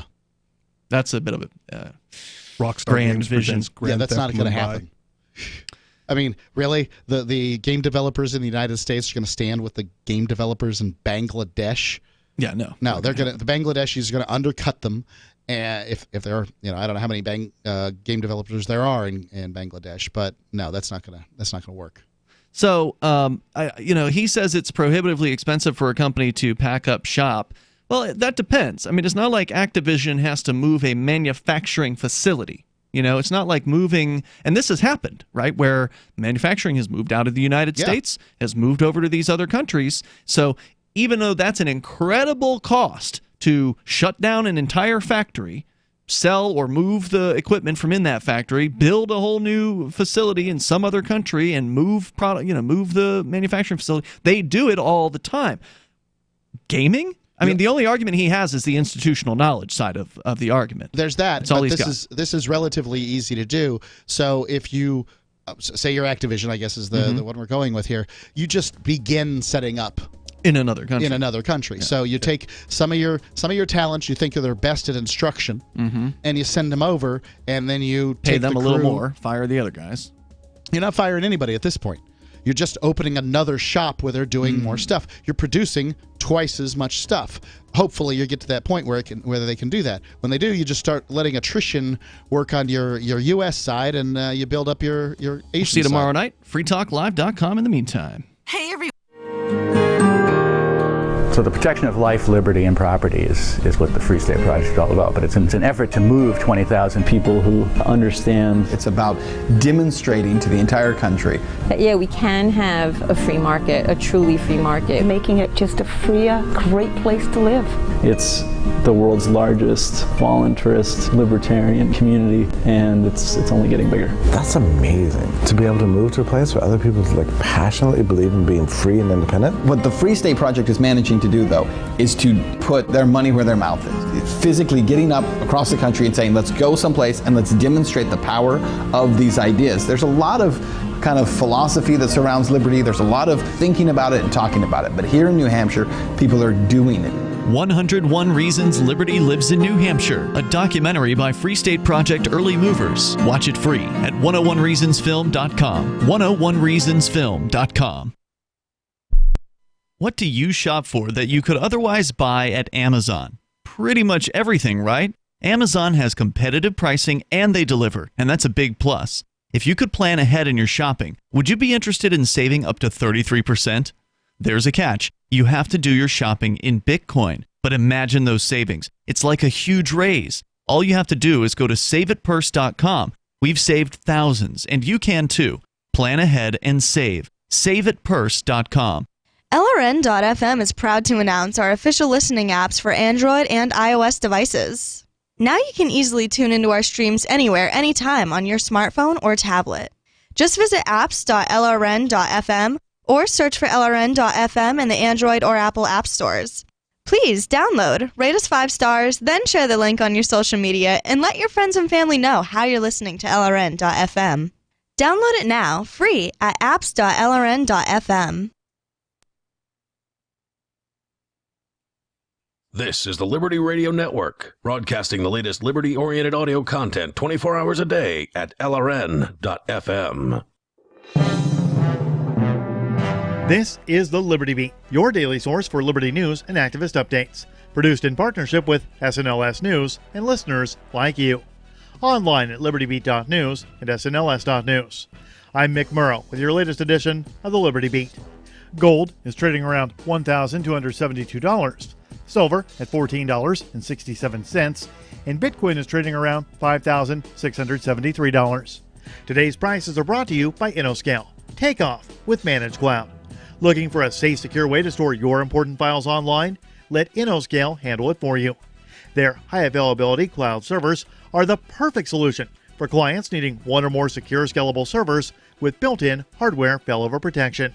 For details, see them online at innoscale.net. In the news, Facebook on Thursday banned controversial political personalities for violating the company's policies on dangerous individuals and organizations. The Free Thought Project reports the majority who were removed are far-right activists like Milo Yiannopoulos, Laura Loomer, Alex Jones, and Paul Joseph Watson. However, in a seeming move to appease those on the right who advocate for equal censorship, Facebook also banned far-left Nation of Islam leader Louis Farrakhan. While Facebook has previously banned the Jones and Watson-affiliated InfoWars from the platform, they allowed the personal pages to stay up. The bans came one day prior to May 3rd's World Press Freedom Day, a day set aside annually to celebrate the freedom of the press. The Liberty Beat is sponsored in part by Brave Botanicals, high-quality kratom and CBD at reasonable prices, with excellent customer service. Brave Botanicals is activist-owned and mission-driven, fighting for your right to consume plant-based medicine and natural remedies. Find out more at mybravebotanicals.com. And right now, Liberty Beat listeners can save 10% by using promo code SNLS at checkout. This is the latest edition of the Liberty Beat. Find us online at libertybeat.news and snls.news. Your news now continues. As the United States continues its longest war in Afghanistan, the U.S. military has elected to stop releasing information often used to measure progress, citing uncertainty in the way the data is produced, which have resulted in subjective underlying assessments. The Mind Unleashed reports that in remarks to reporters last week, John Sopko, the Special Inspector General, criticized what he called a trend toward less openness by the military authorities, who are advising, training, and assisting Afghan security forces. The move comes amid a stalemate within the Trump administration, as the Pentagon has proposed sending nearly 4,000 more U.S. troops into the conflict, which many in the White House oppose. Some in the White House have even proposed withdrawing completely or handing over the American effort to private security contractors. As the Associated Press notes, the decision to restrict battlefield information is but the most recent step in a trend of less transparency about the war in recent years, often at the insistence of the Afghan government, which has, in previous instances, stopped the U.S. military from disclosing how many Afghans had been killed in battle and the overall attrition within the Afghan army. Several Jewish American activists were beaten and forcefully detained by the Israeli army alongside Palestinian and Israeli activists on Friday morning, while working to repair a road linking Palestinian villages in the South Hebron Hills. The anti-media reports those forced to the ground and dragged into military vehicles included several who appeared to be rabbis and several elderly members of the group. The activists were part of a delegation of 42 Jews from the U.S. and Canada who were on a 2-week tour of the West Bank organized by the U.S.-based Center for Jewish Nonviolence to promote Jewish and Palestinian coexistence and to resist the ongoing Israeli military occupation. On Friday morning, the group was participating in a road rehabilitation project alongside Palestinian activists and members of local village councils and activists from All That's Left, an Israeli anti-occupation campaign group.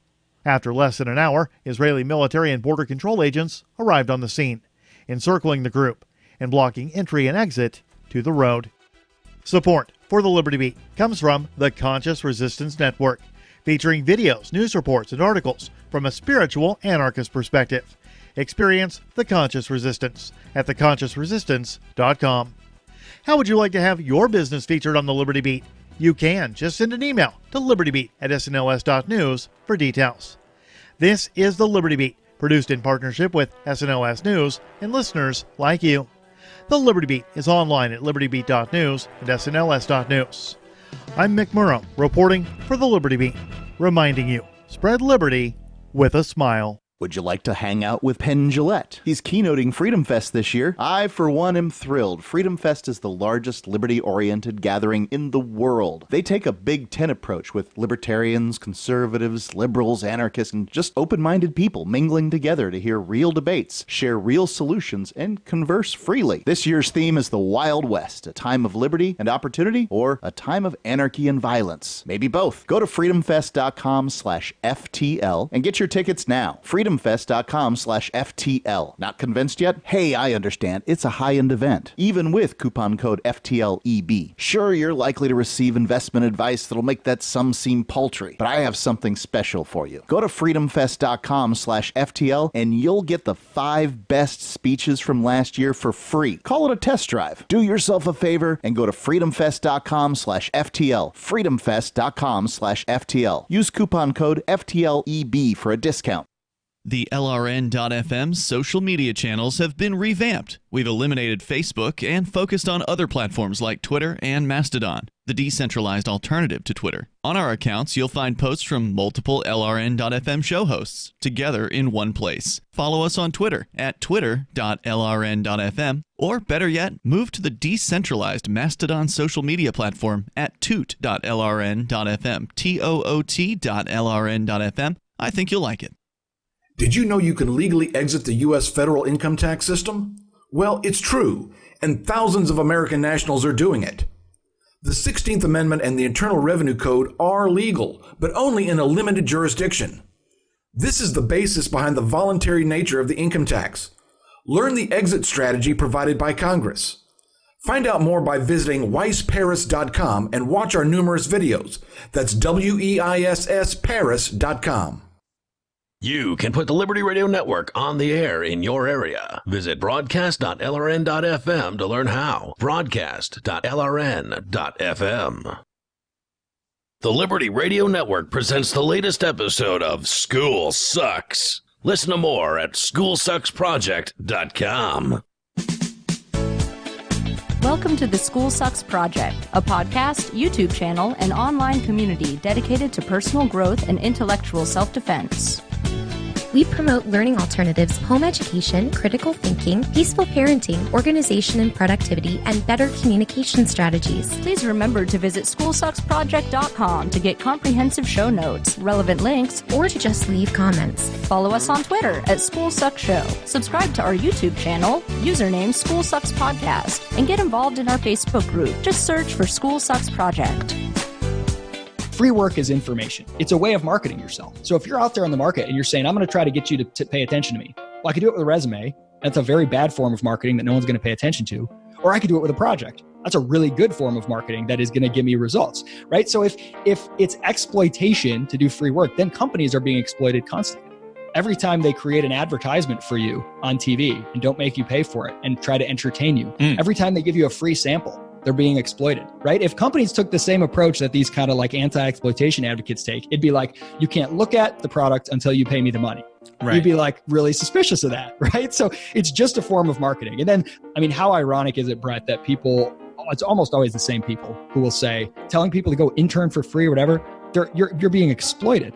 They all see education as an investment. They see spending 5 years paying somebody tens of thousands of dollars for the privilege of not earning a dime and not gaining any relevant skills. That's a good thing. Right. But I think it's worth really hammering home and saying, look, this is about you gaining the best opportunity you can. And even if you don't get the job that you put together a project or pitch for, what you'll learn by putting it together and the likelihood that that will help you get another job is tremendous. One good project is going to be worth more than sending out 50 generic resumes.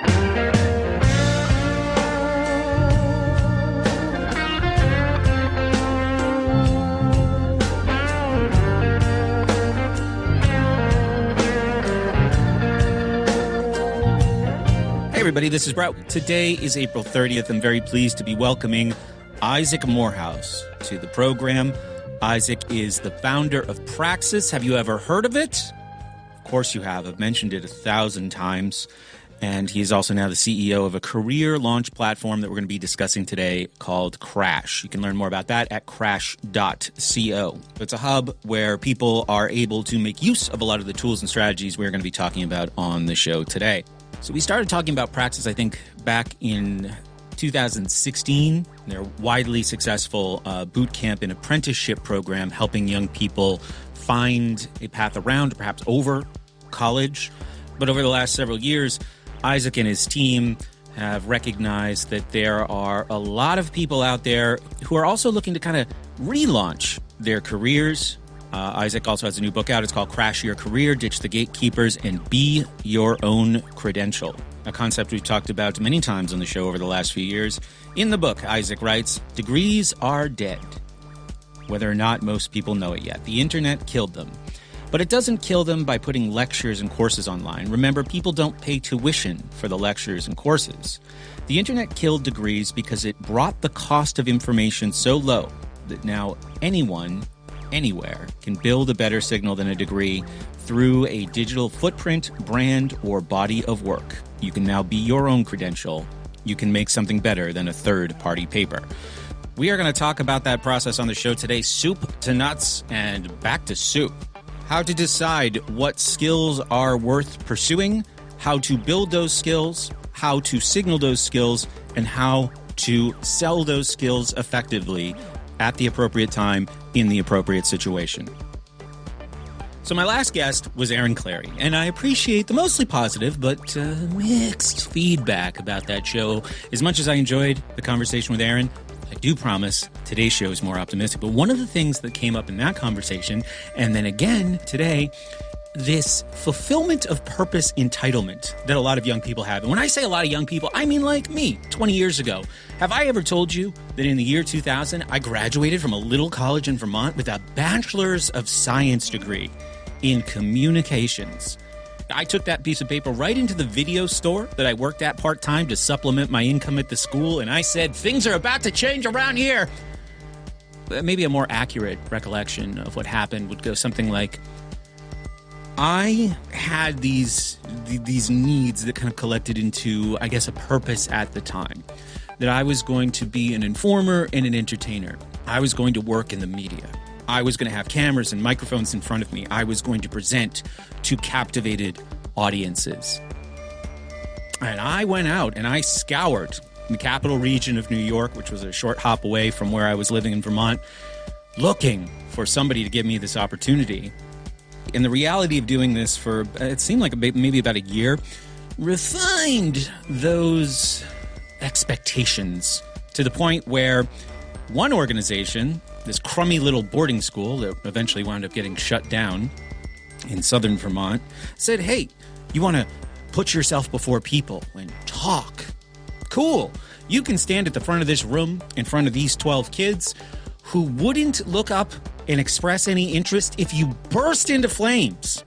Start there and see how it goes. And I did, but it was a slow process of accumulating pretty minor successes. And as I kind of look back at them, it's debatable whether or not they were successes at all when I think about the larger system that I was serving. But it definitely helped me build some confidence and develop a willingness to try new things. And I think that was an important experience to have. I grew up with a lot of advantages. I hadn't really endured a lot of hardships in my life by the time I went off to college.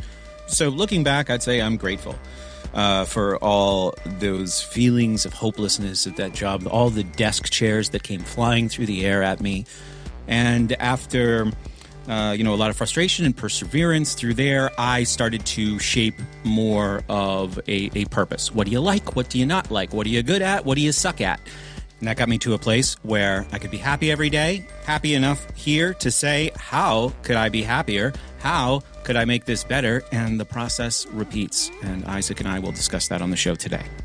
But that's been going on since I put in my 2 weeks notice at Video Update in Bennington, Vermont. One of the catalysts for me quitting that job, I had a falling out with the manager, the woman who was the manager at the video store. I was passed over for the role of assistant manager. The job was given to this woman who didn't know who Robert De Niro was. I'll never forget where I was the day, because I was in the video store, but I'll never forget where I was when a customer walked up to the counter and he says to her, "Do you have a section of Robert De Niro movies?" And she said, "Who?" I almost fainted. So here I am, passed over for the assistant manager job. Not only am I very smart, I know who Robert De Niro is. And not only do I know who he is, but if this guy had said, what were Robert De Niro's 5 latest movies, I would have been like Jackie Brown, Wag the Dog, Marvin's Room, Sleepers, and Ronin. And make sure you come back next year when he takes a turn into comedy with Analyze This and Meet the Parents. That's where my Robert De Niro knowledge was at. And not only that, you can buy all of those films on clearance because the times are changing and we need to clean out all of our VHSs to make room for laser discs. I mean, this is de facto video store management if we've ever seen it, folks. I was in college studying communications. I saw the writing on the wall for VHS. Even though in college we were using Betamax, I'm not even making that up. But looking back and telling you this story right now, looking back at me in that time, it's no wonder why I was passed over for such a role. That was where my search for purpose began. But I walked out of that college thinking that I was entitled to discover it and start enjoying it right then, and that was not the case. Still working towards it now. A lot closer, hell of a lot closer than I was then, but certainly had to endure some challenge and frustration to even start getting a glimpse of what that purpose should be. Some big announcements coming soon. Ooh, I wish I could tell you now, but I can't quite yet. I talked to Jason Seib the day after I released our podcast. He was very, very pleased with the response. He said like 30 people bought his book right after that show came out. That's a big deal to me because, as you know, he's somebody that I have a lot of respect for. He was very influential, improved the quality of my life over the last year and a half. And as a result of this great connection, he and I are about to partner on something very exciting. Also, work continues on the virtual summit. I have a very impressive list of presenters that I will be announcing very, very soon. At this point, I think the first virtual summit is going to coincide with the 10th anniversary of School Sucks podcast later this summer. It's been put off a couple of times as I'm learning the process of doing this, plus looking at my travel schedule over the months of June and July. But everything is moving forward, and I'm super excited. Another snag right now. Kind of want to crowdsource some advice on this, actually. I hate to do anything that sounds like complaining, but for the last 2 months, I have been unable to sit down at a desk for any length of time. Back in February, I was at the gym, and I was doing some leg exercise, and something happened to my back. Now, there were some hints that things were not 100%, but it would get a little tweaked, it would be a little sore, and then it would heal up, and I would be fine. Now I am not fine. There has been no reduction in pain since February. Now, the back is a bit of a mystery. This has involved all kinds of explorations. It started with a chiropractor, but it has moved well beyond that. I'm actually going to get some spinal x-rays looked at as soon as I'm done posting this show today. But if you have ever struggled and found a solution for, I'm not looking to form a support group here, sciatic nerve pain. So when you have a shooting pain that originates in your lower back and then goes down one of your legs, that's the issue. It's definitely something that I need to get resolved before I can spend any lengthy period of time on a plane or in a car. Also, even with this injury, and I got cleared for this, I could still play some light tennis, some light racquetball. I could do many of the exercises that I like to do at the gym until about 10 days ago, I was doing pull-ups and something popped in my inner right elbow. After this happened, I could not even lift a barbell. And perhaps you're saying, Brett, maybe you need to be taking better care of yourself. I heard your confessions during the Jason Seib show. Maybe you should stop eating those gummy worms. Number one, they were gummy bears. What kind of man sits around eating gummy worms? And number two, as soon as that show was over, I made sure my cabinets were clear of all of that garbage, those little delights that I had succumbed to on those high-carb, low-fat days. There's no more of that. So that show was properly motivating to make the changes I need to make. But I have deduced that this injury is something called golfer's elbow. That is when it's on the inside of your elbow versus the outside. That's tennis elbow. But this is my dominant arm, and now all recreational activities are eliminated, and it's kind of a bummer. So if you have struggled with golfer's elbow and found a solution, even though I find golfer's elbow to be kind of a dainty description of this injury, I did it doing pull-ups after all. But if you've had it and you fixed it, don't hesitate to contact me. Obviously, I want to get back in action. Physical activity and exercise, very important pillar in my life. And very soon I need to sit for long periods of time to drive to Connecticut for G. Edward Griffin's Red Pill Conference. That is coming up at the beginning of June. You're going to be hearing some of my interviews with presenters at the Red Pill Conference. Starting next week, I'll actually do some interviews while I'm there as well. And then I got to turn around and go all the way to Michigan, and I cannot wait for the 2019 Midwest Peace and Liberty Conference. Oh, I am really looking forward to this. We are going to be doing a live in front of a studio audience, interactive School Sucks podcast. So I cannot wait for the end of June. But that's it. Let's get into today's show. Always a pleasure to talk to Isaac. Had an awesome visit with him when I was down in Charleston a few months ago. Another former School Sucks guest, Jeff Till, was there. We had a beautiful lunch. And on a final note, if anyone told me a decade ago that one day I would be watching Fox News and cheering, I wouldn't have believed them. But Isaac drops in on the Tucker Carlson show once in a while and lays down some really beautiful truths. So I thought we would warm up with that, and then we'll move into our conversation. Thank you so much for listening, everybody, and take care. Last night on the show, we discussed the threat that artificial intelligence poses to American jobs. It's profound. Our leaders are ignoring that threat. They want to import more and more low-skilled labor. So Washington's not going to help you. That's for sure. They're making it worse. You're on your own on this one. So what can individuals do to survive an economy that is devaluing labor and in a lot of cases making it obsolete? Isaac Morehouse has thought a lot about this. He's the founder and CEO of Praxis, and he joins us tonight, one of our favorite guests. Ours Isaac, too. thanks a lot for coming on. Hey, thanks for having me. So you've seen, obviously, these forecasts. They've come from a lot of different places. 60 Minutes this coming weekend is going to have a pretty scary one. But that some huge percentage of American jobs are going away. Let's see, you're 22 entering the job market. What's your defense against this?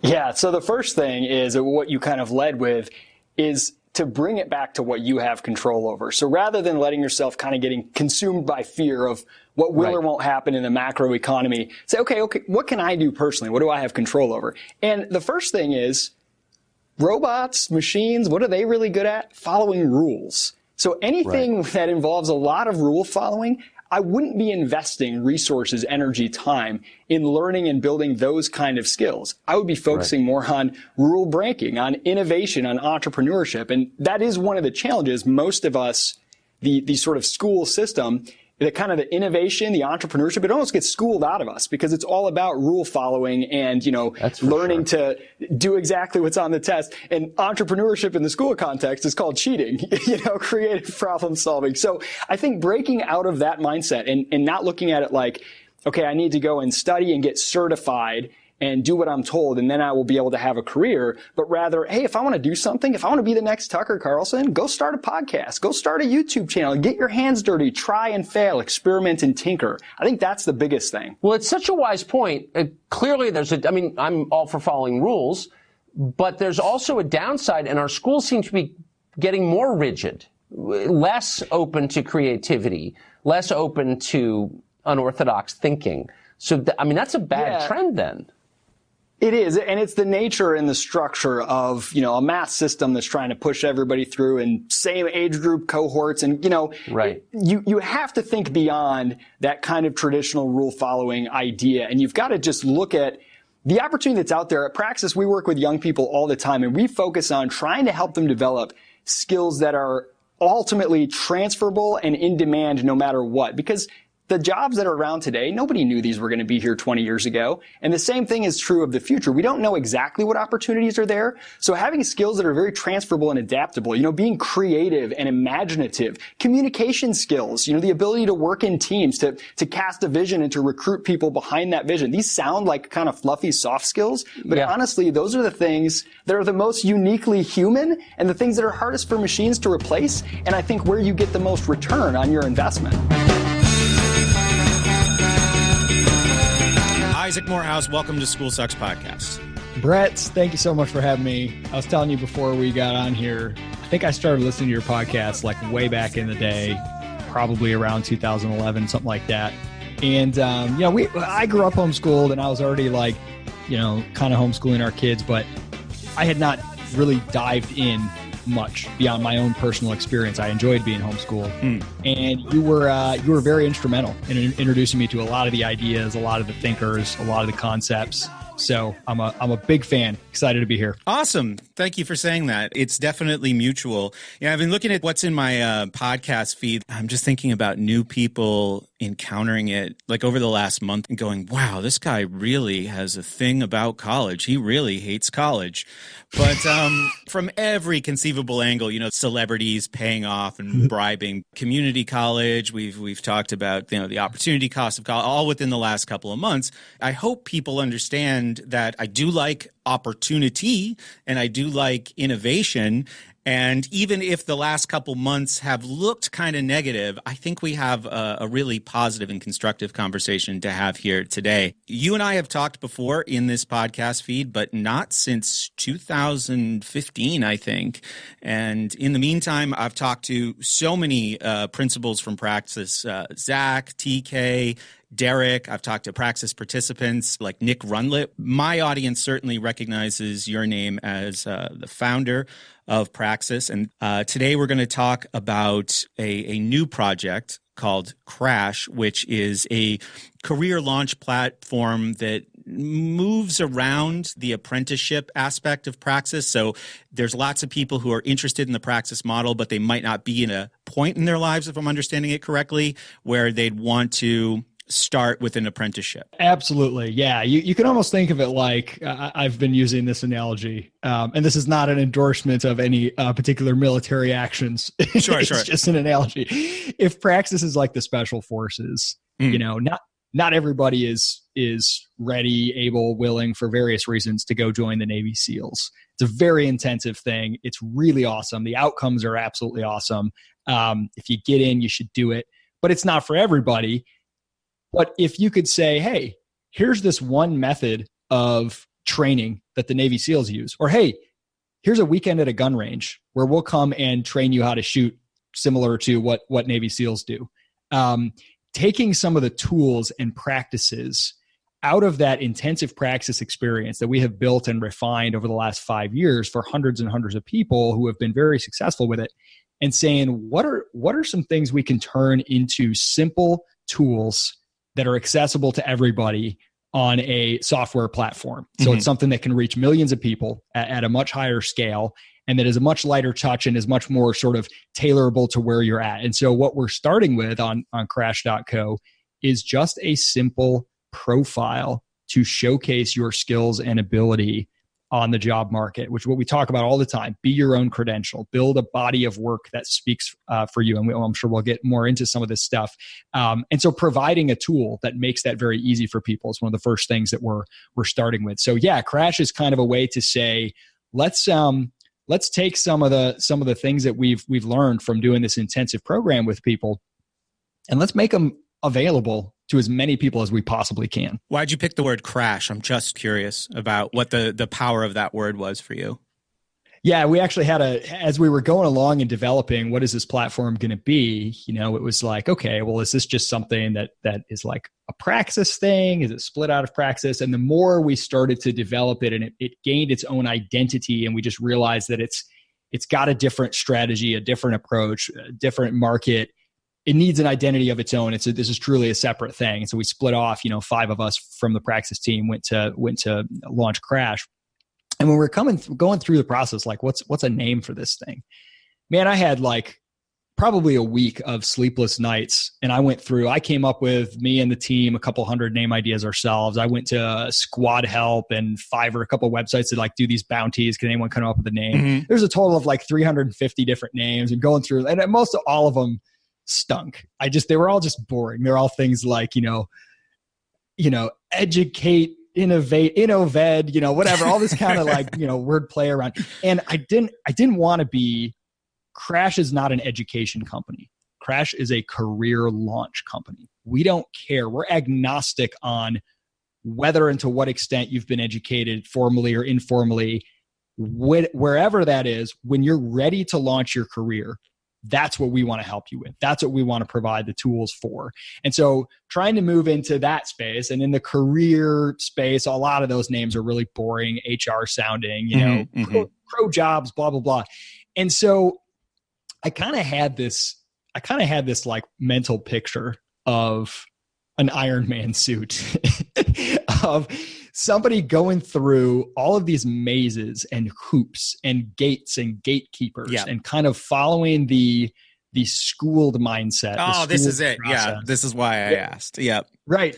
And like, it's like stand in line, single file. You go to the gatekeeper, you hold up your permission slip to open one gate. You go to the next, meanwhile, you're dragging this shackle of debt. You come out the other end of this labyrinth and you got your debt shackle, and there's between you and opportunity is a big chasm. It's like experience, all these things that you lack. You can't stand out in the job market. And it's like standing in line, asking permission, checking in with gatekeepers. And I thought, man, put on like an Iron Man suit and crash through the gates, crash through the wall, the maze of BS, and be your own credential. Go straight to those opportunities. And it's like, there's a lot of different metaphors with crash, crashing through gatekeepers and things. I also like the party crasher idea, like standing in line, abiding by the dress code, making sure your name's on the list. No, just crash the party, come in through the side door. Like, who's having all the fun? It's the party crashers. It's the people who make their own way and they kind of bypass it. So it was a bit of a risky name because obviously crash can imply like crash and burn. Yeah. But I was okay with that. I like risk. I like a name that makes you say, what is that all about for a minute? And I'm okay if it's a little risky. I like that it's short. It's one syllable. So yeah, it's like a violent collision.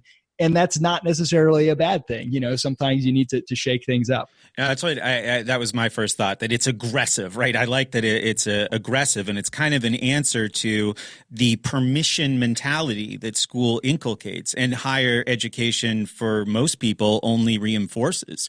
In fact, a lot of what happens in higher education, especially in specific fields in the sciences or in medicine, it's like finishing school for the conformity and obedience that you learn in the lower levels of school. And this is about asserting and vouching for yourself. I also ask, because I'm like in the process of finding names for things myself and branding things. So I just wanted to say, I wonder what Isaac was thinking when he chose that name, but I like it. It's really a fun process. I've gone through a handful of times, and like it like really taxes my brain because I care a lot about that kind of stuff.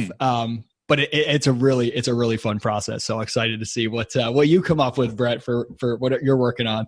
Indeed. Well, I for Praxis, I was describing it frequently as an overpass that goes over the rotary, right? So this is not like that simple. It requires a little bit of visualization, but an overpass into a career while lots of people are kind of circling this rotary underneath. Yeah. And I was listening to your interview yesterday on Tom Woods, speaking of that, and Tom brought up millennial frustration, and as an outcome of this frustration, or maybe sense of powerlessness leading to purposelessness, they turn to left-wing politics, and in many cases they kind of merge their identity with that. I think one of the problems is they become anti-capitalism because they have this old model. This is what Tom was saying. They have this old model of, how capitalism works. Like, you go and you earn credentials, and then there's this job acquisition process. Today, everything is different, but they're still being schooled in that same model. They're getting very poor results, and they're kind of turning against the whole system as a result. It's absolutely true. And I have sympathy for the people who are like, well, you should forgive my student loans.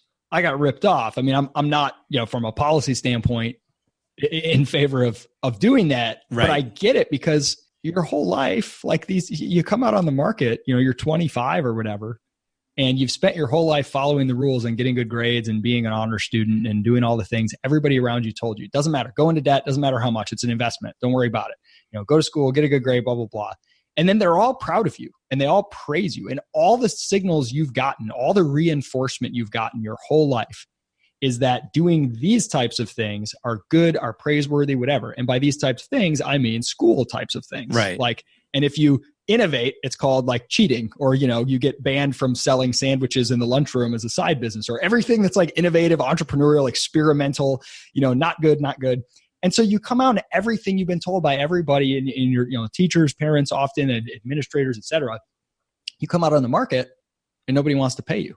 nobody's willing to pay you for being good at all the things you were good at in school.